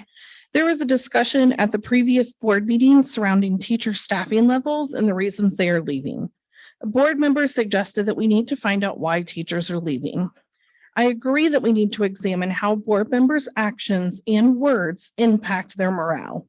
But I think it's important to also look at the board's behavior outside of these official meetings. 3 board members attended a Westchester Tea Party meeting on July 5th. 2 of them took the microphone, stood on stage, and discussed district business. I'm ignoring the possible sunshine law violations for now and want to focus on how this behavior affects teachers. A board member sits here in front of us pretending to be neutral, saying things like celebrating teachers and saying, let's look at it. And if we find no CRT, we can be done with it. However, he then goes on and practically begs the Tea Party crowd to give him proof. He says things like, we are working on things. We need your help. I can't get into details. Another board member tells the crowd she can't do it alone and she's fighting the district. That meeting was a detestable example of why we are losing teachers. We don't need an exit survey. We need the board to execute the Ohio School Board's Code of Ethics. We see your hypocrisy. We will hold you to blame if we lose more teachers because of your actions. I hope our superintendent, administrators, and teachers know that we parents support you the way the board should. Reach out to us, tell us what you need. We are doing what we can individually and collectively to support you until the board starts. Mrs. Luigi? Krista Hovey, would you please line up? Go ahead. My name is, My name is Alyssa Luigi. And I am looking forward to a new school year. My oldest is a senior this year, which is kind of hard to believe. We're already enjoying things like parking space painting and things like that. I would like to thank a majority of the board for their support of Lakota staff and teachers. I am thankful that my high school students are able to have complex conversations on topics in classes like American history and English. As my kids just got their schedules today, as everybody did, and there's been much discussion back and forth on between them on this teacher and that teacher and all the ins and outs that the older sibling gives the younger sibling. But I have a rising 9th grader who I expect to be reading To Kill a Mockingbird this coming year, just as my older daughter did, and I think just as I possibly did in 9th grade. This book I think is an interesting example. Having just seen the wonderful play that came this summer to the Arnoff, I decided that I was going to go ahead and reread this book myself because it's been about 30 years since I read it the first time. And I'm just reminded of what of complex discussions come out of this book and how much it is still relevant today, despite being 60 plus years old. And I expect my daughter in her class to have some awesome conversations that arise from reading this book. And I'm thankful for a district that encourages that and is able to support these kinds of conversations. I thank our teachers, and I want the staff to know that many of our parents support you and are excited to start a new year with our amazing teachers and staff. We know that you love our kids just as much as we love our kids as a parent, and that you want to teach them just like you would your own. And we're super thankful for that. So best of luck on a new school year to all of our teachers and staff. Thank you. Mrs. Cameron, Mrs. Hobie is up after that. Sheridan LaJoy will be next. Go ahead. Hello, Heather Cameron. Thank you for this opportunity to speak. I recently viewed a July 6th meeting held by the Westchester Tea Party, and I remain very concerned as to what I saw. I remember not too long ago, we had a Board of Education meeting in which open meeting laws were discussed by an attorney who helped write the laws himself. During the Tea Party meeting, I witnessed 2 school board members speak about school board type issues. It was acknowledged multiple times that a 3rd member was present at that meeting. I was not able to see the 3rd member, most likely because this video was clearly labeled as edited, something I have not seen on their previous videos. The 2 members who spoke at the mic were discussing future school board plans, which I found very disconcerting. Did some school board members decide that these sunshine laws don't apply to them? Were other members made aware of this hyper-partisan meeting where their fellow members would be discussing school board content? Thank you. Thank you. Mrs. Hobie is up next. Mr. LaJoy and Melissa Steinbrink will be up after that. Hello, my name is Krista Hobie. I've lived in the Lakota School District since 1989. During that time, I've seen not only growth in our community, but the excellence in the education offered to our students. I had the pleasure to graduate the first year of Lakota East in 1998. My husband, he's lived in the same district since '89 and also graduated with me. First, I want to thank the teachers that support our students day in and out. They're not only struggling with repercussions of the pandemic, but also the professionalism and integrity by certain parties. As someone that has an education degree and chose a different career path, I truly feel for my friends that are Lakota teachers, my daughter's past teachers, including one sitting in the room here, and staff of 2022 and 2023 this year. Second, I want to thank our superintendent, Matt Miller, for his vision to make this school district one of the finest in the state. Up until this last year, I was proud of my district. But because of the acts of some parties, the district's reputation has been tarnished for unnecessarily political warfare, visibly not only to our state, but our entire country. Let our minor children, those that actually attend Lakota local schools, learn in peace without fear of photographs being taken without their consent, continue to learn those reading, writing, arithmetic, but also those subject areas that are going to set them up for success in their college aspirations and their future career endeavors. Diversity, equity, and inclusion belongs in our schools as much as it does in the Fortune 500 companies that the parents belong to. These companies believe that diversity drives empathy and a better workforce for all involved. As Emmanuel Acho has quoted, proximity breeds care. As we meet others where they are as them as authentic selves, there's more care and more empathy within that community. Again, I'm not only a mother of 2 daughters, that is Hopewell Junior and the Lakota East High School. I'm an active band parent who is there every football game and also an alum. So please don't use my home and my alma mater as a political ruse. Thank you, Ms. LaJoy. I'm sorry, Ms. Hobie. Ms. LaJoy, you're up next. And we'll add Benjamin Call to the lineup. Go ahead. Good evening. My name is Sheridan LaJoy. I have lived in Westchester Township for over 30 years, and during that time, I've paid taxes and invested in this community.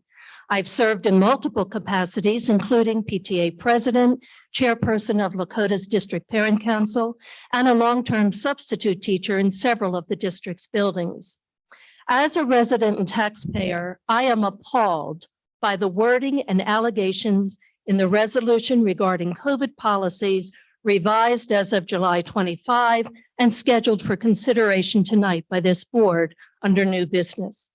This resolution is an embarrassment to our community. It is full of misinformation and allegations without any sources to verify the accuracy of its statements.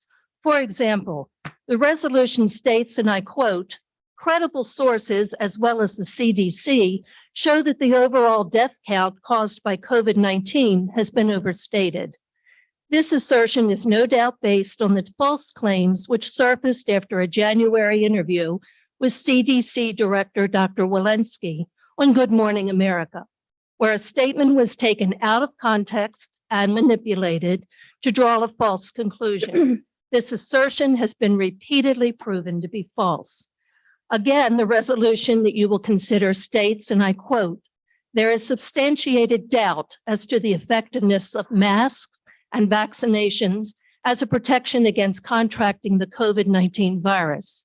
Yet on its website, the CDC clearly states, and I quote, for COVID-19, staying up to date with COVID-19 vaccinations is the leading public health strategy to prevent severe illness.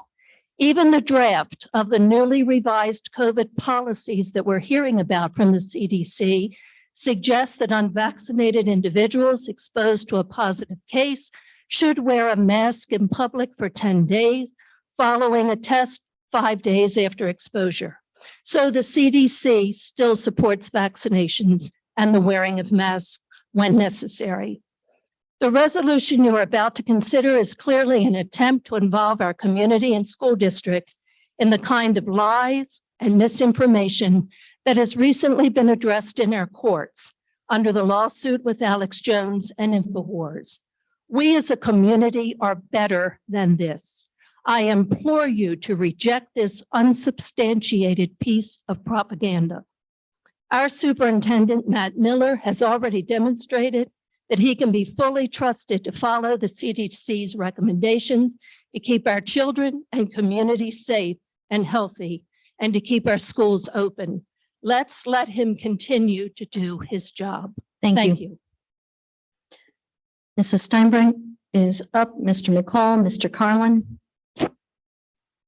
And I'd ask you to keep moving as much as we can so we can get as many people in as possible. Hi, Melissa Steinbrink, Liberty Township resident again. I just have a couple things. I'm wondering if it's true that faculty and staff are only permitted to stand here and comment at these meetings if they reside in the district. And if not, or rather, if that is the case, that they can only speak if they are residents. How is that different from someone who has business interests in this district from speaking? That makes sense. So basically, if someone has business in the district and they're allowed to stand here and speak, is that not the same thing for faculty and staff who don't reside here? I'd also like to know who's paying the attorney for a particular board member, Mr. Croskery. I don't know if he's working pro bono or if the board member themselves is paying. I'd like to know, and I think many of us would. And lastly, there's a petition circulating to recall a board member. If you're on social media, you know about it, but if you're curious when and where you can go sign, just keep an eye on social media and you'll see. Thank you. Thank you, Mr. McCall. Mr. Carlin. Madam President, I'm here to, Kevin Carlin, Lakota Ridge, or that's where I live at, Liberty Township. I'm here today to talk about the continuing excellence of our teachers and administration in our school district. I'm speaking to you as a parent, a teacher, and a 2-decade Lakota community member. My son graduated from Lakota East. He graduated with high honors. He was in the marching band for 4 years, Eagle Scout, quiz team member, Hope Squad member, and many other related school activities he was a part of. He'll be attending Ohio University or Ohio Northern University, direct admit into the pharmacy program.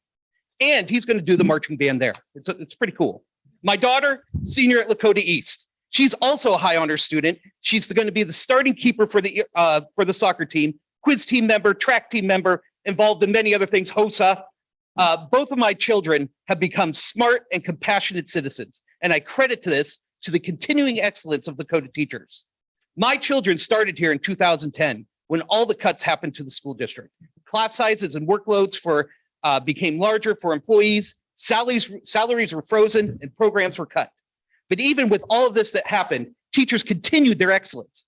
I am bragging up my children because these accomplishments happened with the dedication of the people who worked for the Lakota School District. From the time where my kids entered Bugville through high school, every level was excellent. Thank you to the Lakota teachers for making this happen every day. And this just isn't my experience. This is the experience of other people in the community members across this district, east and west, from PK to high school. The continuing excellence and dedication from our teachers, students receive an excellent education from Lakota. And because of the Lakota local school district is known throughout the state for excellence in education. And because of the cuts that happened in 2010, Lakota is now one of the most financially sound districts in Ohio. I can say this because the state recommends that we keep a money reserve between 15 and 20%, and our district has over 60% reserved. It's fantastic. It is wonderful. I'm also going to take this opportunity to talk about these school board meetings. I've been coming to them for 7 years. For one of my school board meetings, and you may remember this, for his Eagle Scout requirement, he did the pledge. And I know you talk about this, Madam President. School board meetings usually would take less than 90 minutes. This all changed a year ago, August, right around this time. These meetings have become an alternate reality. I listen to what's being said at these meetings and to what's being said on opinion websites and what people who can't stop giving their opinions on Facebook. They talk about what ifs and make it sound like that's what's happening in our classrooms and our schools across Lakota. What's being said is not real. The opinions are not facts or based in reality. Mr. Carlin, I have to ask you to wrap up.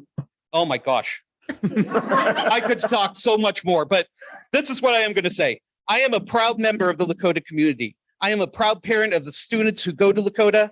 I am a proud teacher who has taught in this district for 20 years, and I will always stand for Lakota. Mr. Carlin, thank you. Madam President. I look forward to you putting that energy into the classroom. It's going to be fun to watch. Thank you, Mr. Carlin. Mrs. Brace, you're going to be up next. And Mrs. Bramer is up next, Mr. Argo, and then Mrs. Manier. And I will say for those who don't know what Bugsville is, it refers to one of our kindergarten teachers. She was beloved and she called her classroom Bugsville. We don't actually have a Bugsville, but her name was Mrs. Bugs. So please go ahead, Mrs. Brace. Good evening. This is Caroline Brace. And that's a really hard act to follow. And I apologize. I'm about to bore you, but here we go. So I'm a parent of 2 boys. My oldest, he is finishing up his rookie year in band camp and just having a ball. I mean, I am just so excited. He comes home enthused. And those of you who have been involved in band know how long and how hot those hours are. And he is so excited. And I just can't wait to see him perform actually Friday. So anyway, I'm here to talk to you, and I'm probably driven to talk for 2 reasons. For one, I am financially conservative, and the other is my background is auditing. I spent a lot of time. I have a passion for it. I love it.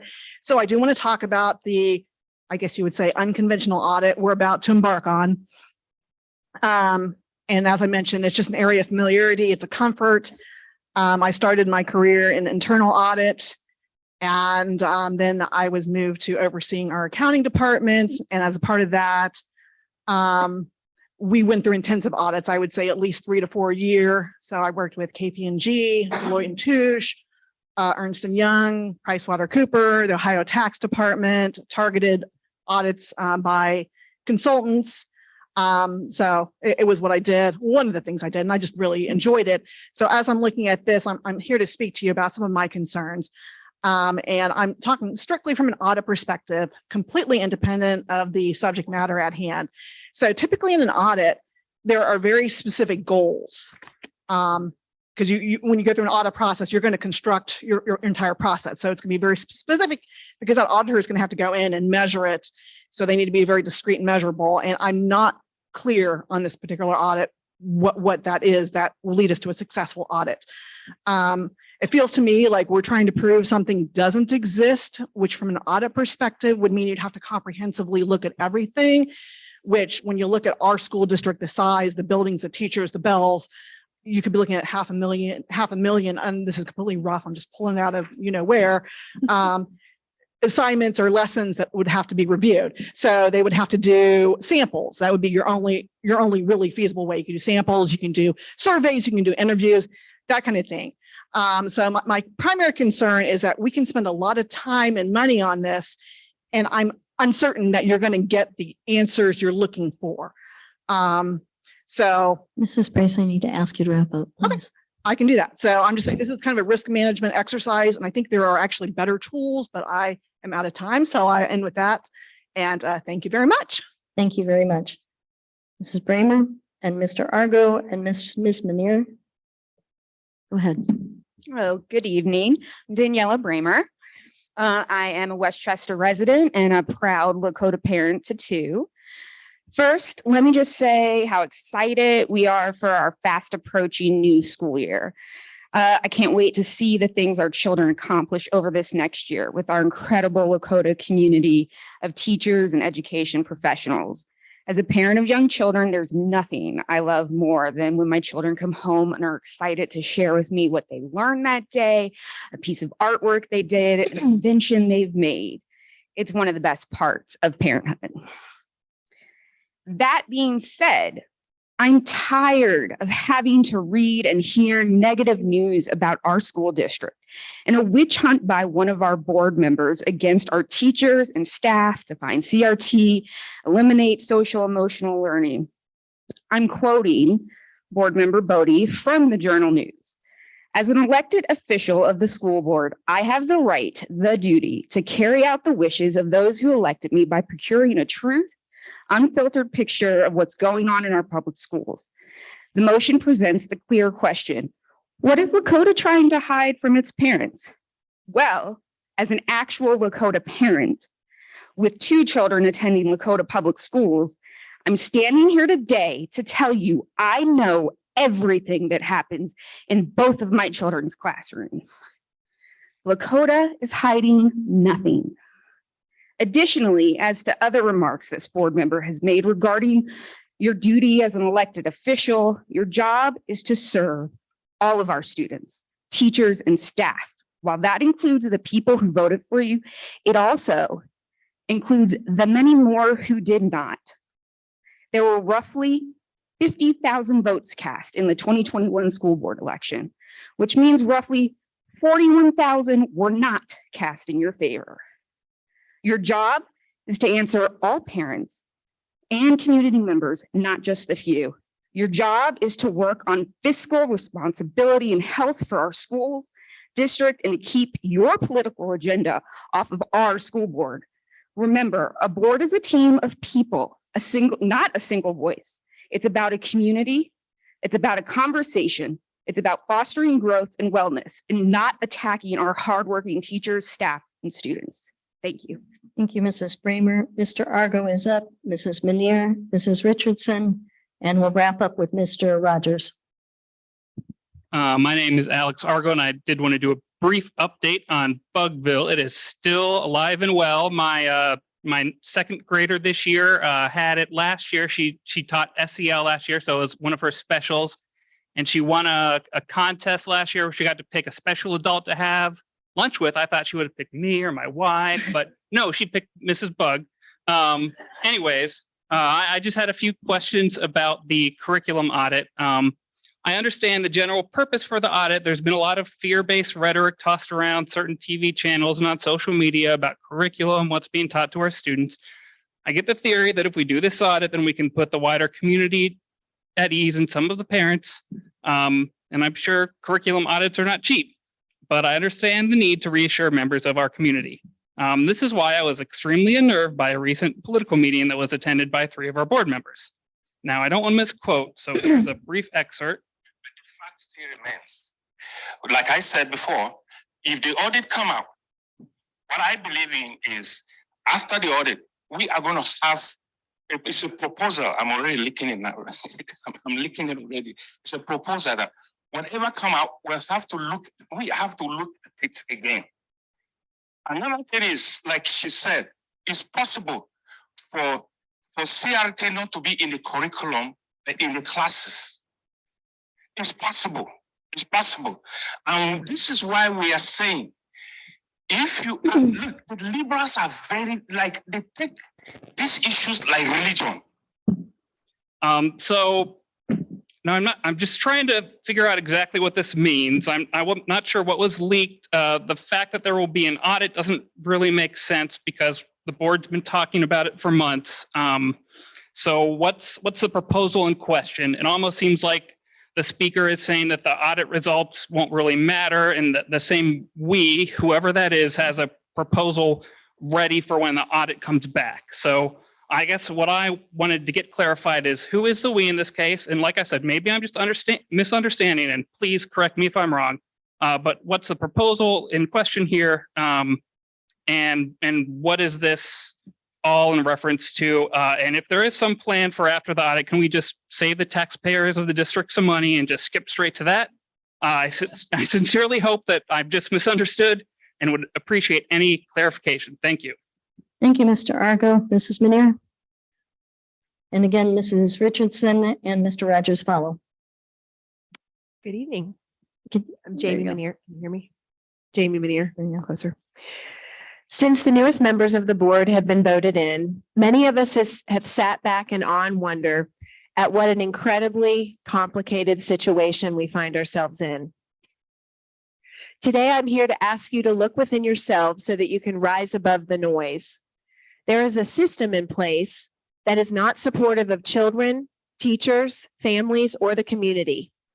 Policies, mindsets, old habits, money, the teachers' unions, and people who do not have children's best interests at heart have guided the public system for decades. And it's now time for more accountability. We have allowed the system to come before children and families. This couldn't have been more evident than at a school board meeting when a mother was sharing about the loss of her daughter through suicide was cut off because she had spoken for 3 minutes. I'm still haunted by that. We must stay connected to what matters or we will shrivel up as a society. We find ourselves in perilous times. Our children are suffering greatly. We have done possibly irreparable damage during COVID. And keep in mind, we did this eyes wide open. We allowed fear to guide and our children were sacrificed. I have been attending or watching board meetings from home for the last 18 months. Shamefully, I had never attended prior. Is this still on? Okay. I have not seen or heard any conversation about what Lakota has done to remedy damage done during COVID. Where has the COVID money gone? I hear stories of drowning teachers who are trying their best to teach kids amidst behavior that is allowed to go unchecked, as well as children whose skills have suffered greatly. Children are not machines. There has to be a plan to meet the kids where they are. We must get back to the basics of what children need developmentally, emotionally, and cognitively. The CRT attitudes and content do not belong in society or in schools. Where is the follow-up on the audit? Where is the policy to say no to CRT in Lakota? CRT is damaging to children, as is the movement to sexualize children at younger and younger ages. Children are confused, they're anxious, and more unsettled than ever. Where are the adults offering truth and love? We must understand the sacredness of children. They trust us, and we must be trustworthy. I'm asking each member of the board to do some soul searching. We see you, we're watching and listening and waiting for the brave to step forward and speak out about all the things that are out of place and out of sorts. You have a community of people who want to help, but if you don't admit what's going on, we can't do it. Pray and ask yourself. Please wrap what's up, guiding Mrs. you. Manier. The majority of the voices are asking for the protection of children.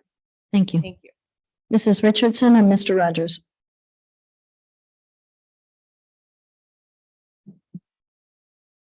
Hi, my name is Dana Richardson. So my first interaction with the school district and the board was several years ago. It was at a coffee chat and I had concerns about recess time. And I remember being very nervous going to that meeting, thinking it was only going to be Mr. Miller and maybe a couple other people from the community, and the whole board was there. And it was a wonderful conversation. It was a great exchange. I found that by talking more with my kids, the teachers that they had, talking with the administrators of the building, that there were occasional recess times that I wasn't aware of, that that early issue that I had that concern about many years ago, through communication with people, I found a good answer, and I felt good about my engagement with people in the district. Moving forward, I'm becoming a more engaged parent from then on, realizing that if I'm paying attention to what's happening in my schools, I'm more informed. I can interact with my children better, with the staff at the schools better. And so by talking with my children on a regular basis, talking with their teachers, sending emails when I have questions, talking with the staff and administrators when I have questions, we ask those questions, my husband and I, when we have concerns, we find those answers. I'm coming to meetings now because I am an engaged parent. Engaged parents know what is going on in this district. Our questions are being answered, and we feel that nothing is being hidden from us. We know that we can ask when we have questions, and those questions are addressed appropriately. I was disappointed to hear excerpts from a Butler County Tea Party meeting where a board member says in an exasperated way that the only people showing up are liberals and imploring others to come. But you know what, at these meetings, what I'm hearing the voices of engaged parents showing up. We want this district to continue to be a great place for our kids. Ones where we can come here and have these open and honest conversations with each other, where we feel that we're going to be heard no matter what our backgrounds are, and that we're not going to be immediately discounted because we're standing up and using our voices. Thank you. Thank you, Mrs. Richardson. That was the 30 minutes. Board, we have one person left. Look at him looking there so sad. Shall we allow Mr. Rogers to speak? Absolutely. I'm fine with letting Mr. Ross. Mr. Rogers?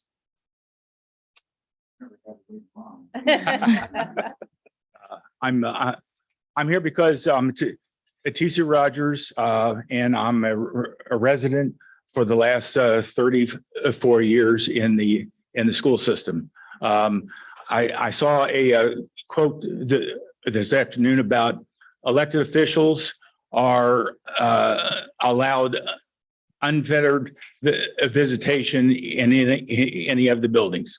I'm on the ownership of multiple buildings throughout the state. I mean, throughout the county.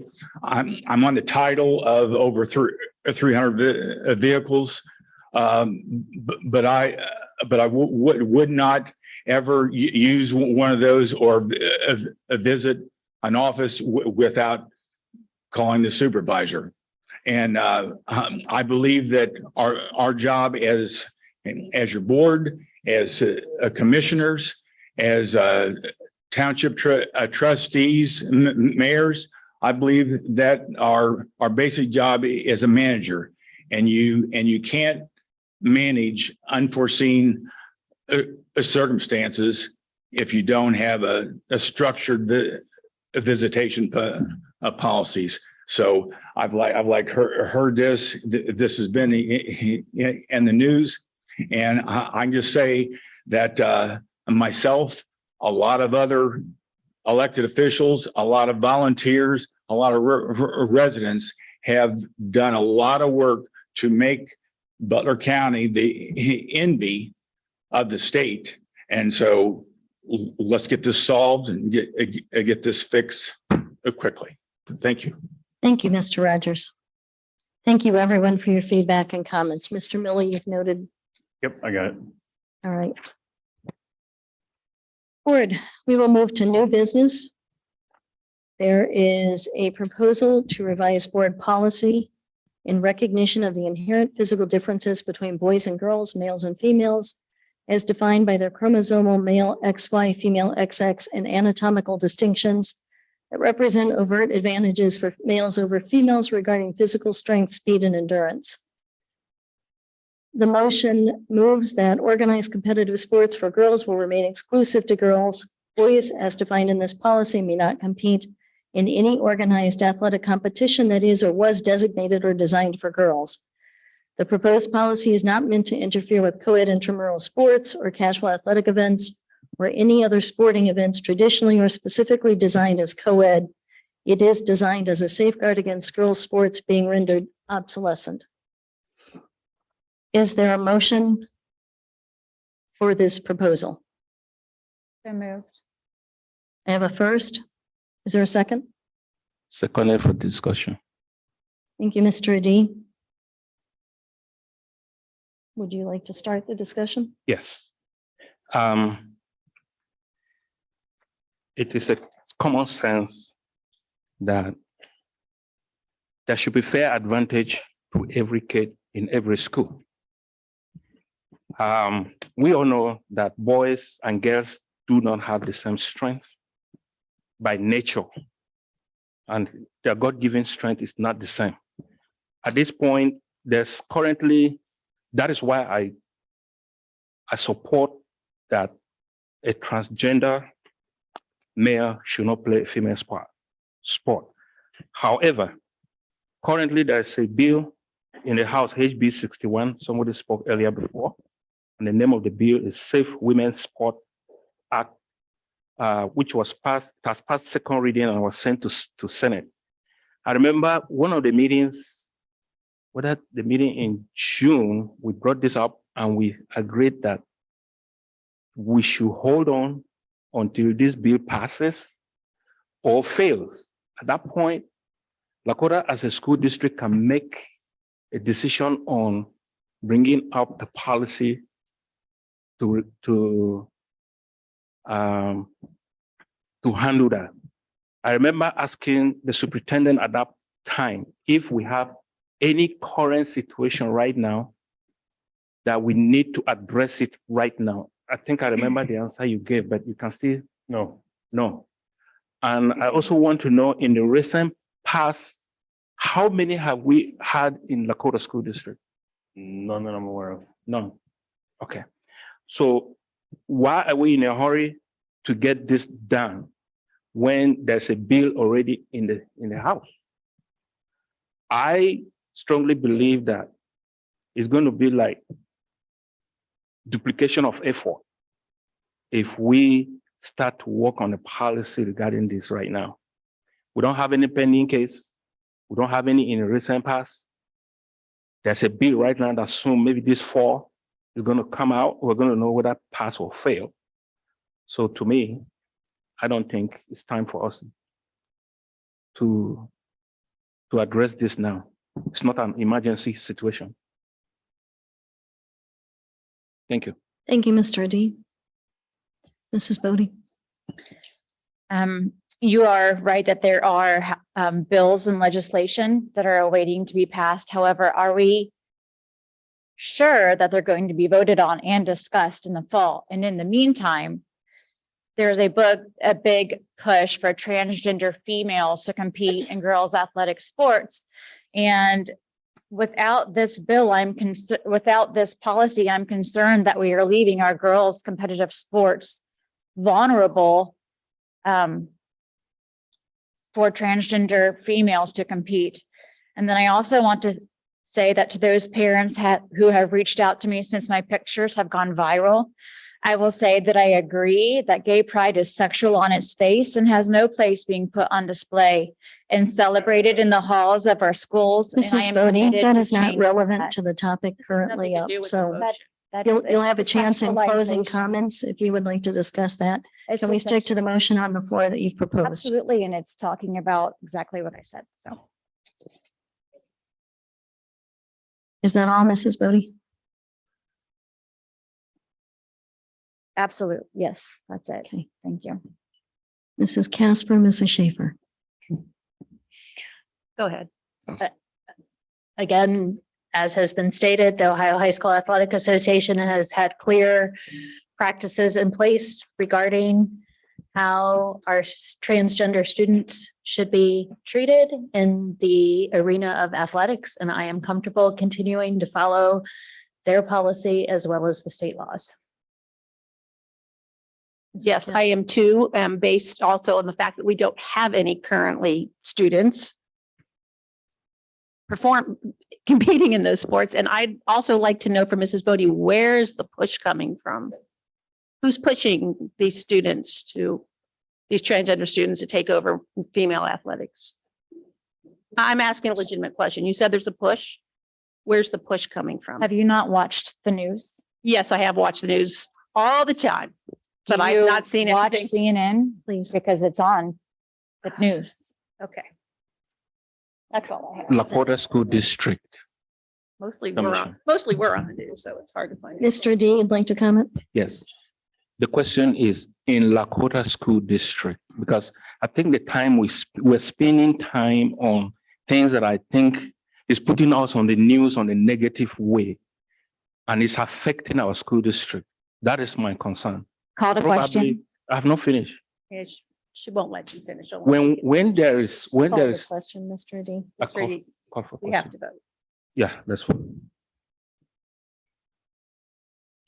So board, the question on the floor is to put this policy on regarding transgender females playing against biological females, if I'm summarizing correctly. We have a motion for a first and a second. The question has been called, Mr. Zink. Ms. Bodie? No. Wait, sorry. Wait, hold on. What are we voting on? Your motion, Okay, voting on your motion. sorry. Can you state the motion, just to be clear, before we vote? Mrs. Bodie, I'm not going to reread the motion. It's the motion that's on the agenda that you sent to us. It starts with in recognition of the inherent physical differences. Would you like to reread your motion? Not out loud, but yourself. I'm sorry, I was confused. I would like to recast my vote. My vote is yes. Mr. D? No. Ms. Casper? No. Ms. Schaefer? No. Ms. O'Connor? No. There'll be a moment, by the way, Mr. Dean, your closing comments. If you would like to finish your comment, you could certainly do it then. Okay. After that.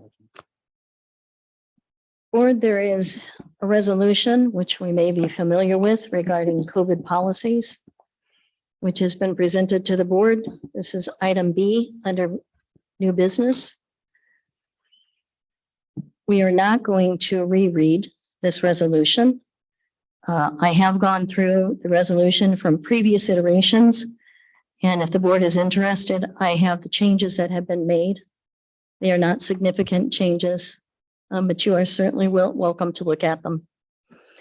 The changes remove the reference to the United Kingdom and what they were doing with COVID policies. It renumbers the final bullets, and it takes out one reference to policy 5200. Other than that, and certainly not a substantial change, the motion itself remains unchanged.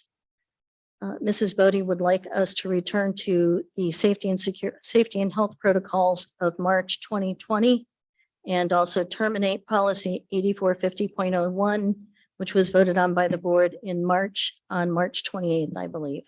So the proposal on the floor is to revisit this resolution.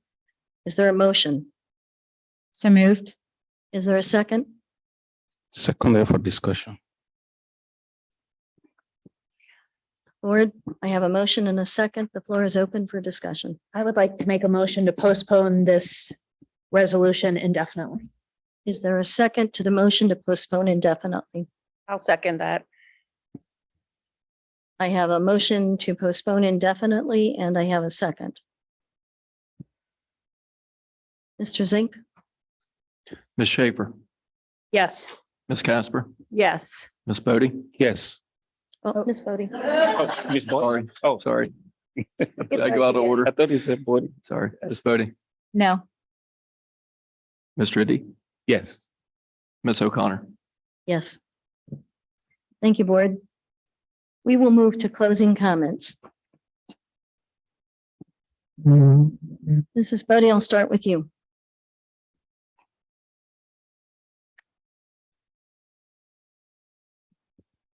I wanted to thank all of the parents for being invested in your students' education and taking the time to be up here and speak.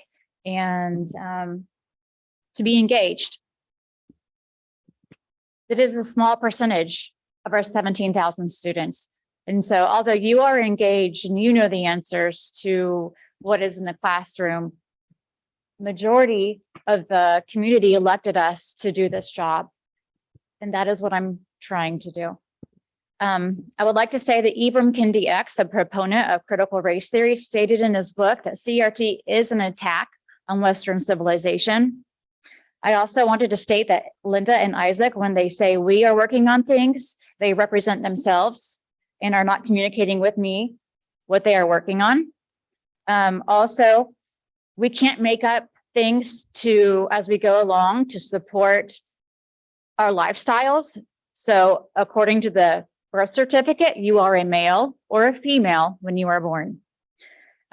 We also cannot put a timeline on the decisions and what is best for our students who are present and for the future of them. So to complain about the length of the meetings, I'm sorry, but I'm not going to put a timeline on the future and what's the best interest for our students.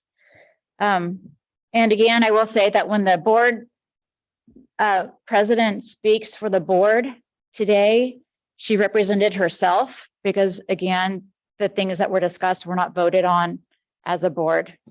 And I would like to finally say that the amendment to the Lakota Visitors Policy 9150 again encroaches on the freedoms granted by the Ohio Constitution and violates the rights of the voters that elected me. And as an elected official of the school board, I have the right and duty to carry out the wishes of those who elected me by procuring a true, unfiltered picture of what is going on in our public schools. I also want to say good luck to everyone starting school this year. And I think it'll be a great new year for our students. Mrs. Schaefer. As I walked into the building, I couldn't help but notice the amazing shiny floors that were in this building as well as all the other buildings. So thank you to our custodial staff who works tirelessly over the summer to make these buildings shine when our students return. You almost feel guilty walking on them. They're so perfect. As well as I'd like to thank all of our administrators and staff who have worked so diligently over the summer to prepare things so we are ready to hit the ground running when school opens. I think sometimes people don't realize how many people are working to improve our education over the summer. Just as an FYI for people, there's been a meal waiver where students were receiving free meals and they did not have to complete the paperwork in order to do so during COVID, and that is going away. So if folks could be sure to fill out their paperwork so students can get their free lunches, should that be a need for a particular family. If you know anyone who might need that resource, if you could perhaps assist them with that process, that would be wonderful. And we have resources as well that can help with that. But just to make sure people are aware of that so they're not taken off guard. I love the new theme that I learned of We Choose Lakota. And I look forward to celebrating that as well as getting back to leading and not managing. I recall prior board meetings that were prior to the start of the school that were all focused on the amazing new things that are happening for our students. And while I'm sure that's happening, I'm saddened that the board has been sidetracked onto other topics instead of being able to focus on our amazing students and all they're going to achieve in the classroom this year. But I look forward to knowing it's happening. Thank you, Mrs. Schaefer. Mrs. Casper. Yes, we're very excited for school to start. So I do want to welcome back our students and our staff next week and look forward to all the great things and getting back to board meetings where we can have student and staff spotlights, because that is my favorite part of a board meeting. I also just think it's important that the community know that when you are elected to serve in this position, it doesn't matter if you were elected by 8,400 people, you still have 100,000 people that we have to report to, 100,000 community members that have staff, students, parents, and we have to answer to everyone. And it's getting harder and harder to do that with everything that's going on in the news, for goodness sake. But I think it's important that no one of us is entitled to have an agenda that we push through, because that's not what this is. This is a collective board. And I just think it's important that as the community understands that we need to work together to do what's best for all of our staff and our students. That's it. Thank you, Mrs. Casper. Mr. D. All right. Thank you everyone for being here today. Attending meetings has encouraged every one of us to know that you want to be involved in the education of your children, and that is why you do that. There are many things in my mind, but I'm going to cut it short. And for those that might have some concern, you can invite me for a coffee meeting, because there are a lot of things that are taken out of context. I will personally discuss those with you and make sure that you know where I'm coming from. I'm saying this because I said this before. I'm an immigrant. I migrated to the greatest country in the world. And I've been successful because if I compare myself from the time I came, the gap is very wide because of the opportunity that was given to me. I did not deserve it, but I got it. Today, I'm proud to be an American, and I am proud to stand and ensure that anybody that does not know how important this country is, I want to be an example. I want to be somebody that will tell you that you're making the greatest mistake in your life. We have to respect this country. We have to respect our Constitution. And I'm an example. So anything I do on this board is because I'm interested in the 17,200 students in this school district. If there's any concern from one parent, whether it's something I believe in or not, I'm going to discuss it with that person. Every day I make decisions that involves millions and millions of dollars every day. My time is very precious, but I dedicated my time to this. Like I said earlier before, it's not because I want to make money out of this. There's no money in this.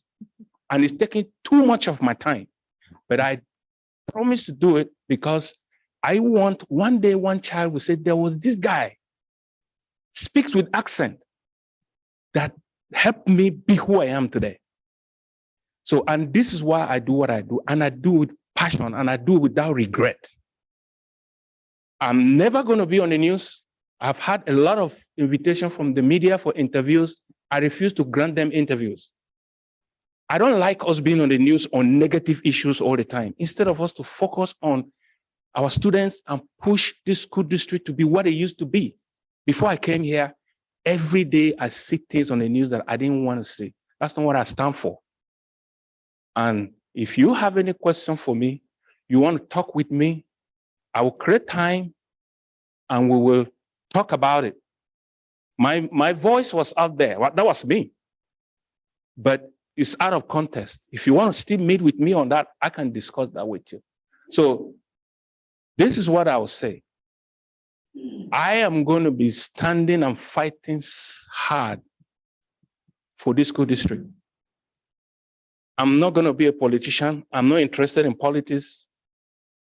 I came in through a political party, but I am here on behalf of everybody, and I'm going to make sure I do my best for the 17,000 students, 17,200 students, and the staff, 1,800 staff that we have in this place.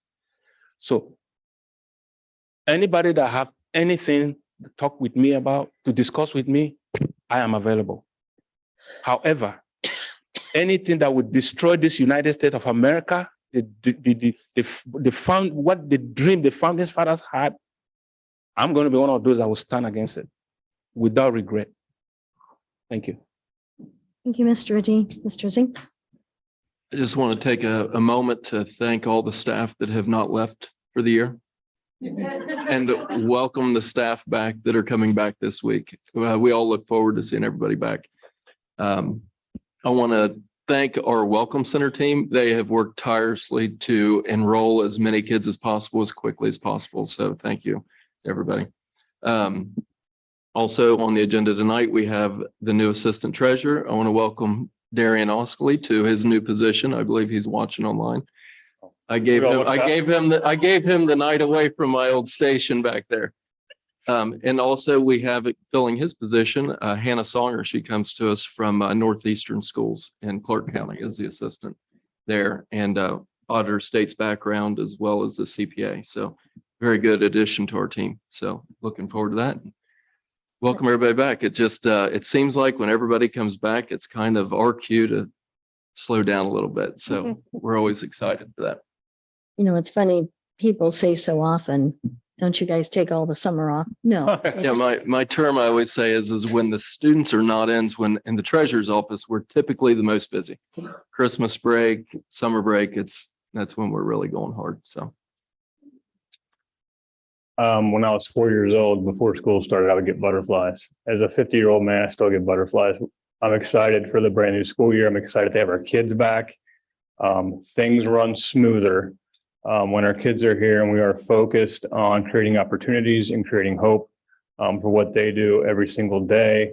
And I am lucky that our teachers and staff do that tirelessly, despite noise. And despite things on the outside, when it comes down to it, they still take care of our kids, and our kids thrive and excel. You heard a few of them tonight. I've got 17,219 other kids, 18 other kids that have those same opportunities that our teachers and staff push. And so that's going to be my focus as we look forward to leading in the coming school year. Thank you, Mr. Miller. There were a lot of comments made tonight and allegations and all kinds of comments, but sorry, I thought that was supposed to be over. It was my husband saying that, I think. No, actually, that's very strange that he was doing that. I guess he can click through on something. I don't know. Sorry about that. So there were a lot of things said that I'm not going to end the meeting on responding to those because there's been too much negativity, too much drain of energy in things that are not relevant to our student achievement and to what's going on with our kids. And I'm happy to talk to anybody. I've talked to several of you already, one-on-one conversations, just like Mr. Adi, just like several of our other board members. I think any of us are happy to meet with you and discuss whatever's on your mind. Please reach out if that's the case, but I'm not going to spend more board time doing it because it's been a waste of our energy. I do want to say, Mr. Miller, and I think it resonated with Mrs. Schaefer as well, when you're talking about leading and not managing, and how important as board members that we continue in the role of leadership and governance and not in managing. And we've hired very, very strong leadership for managing, and that is your job, and we get it. And I expect us to continue to ask hard questions. That's also our job.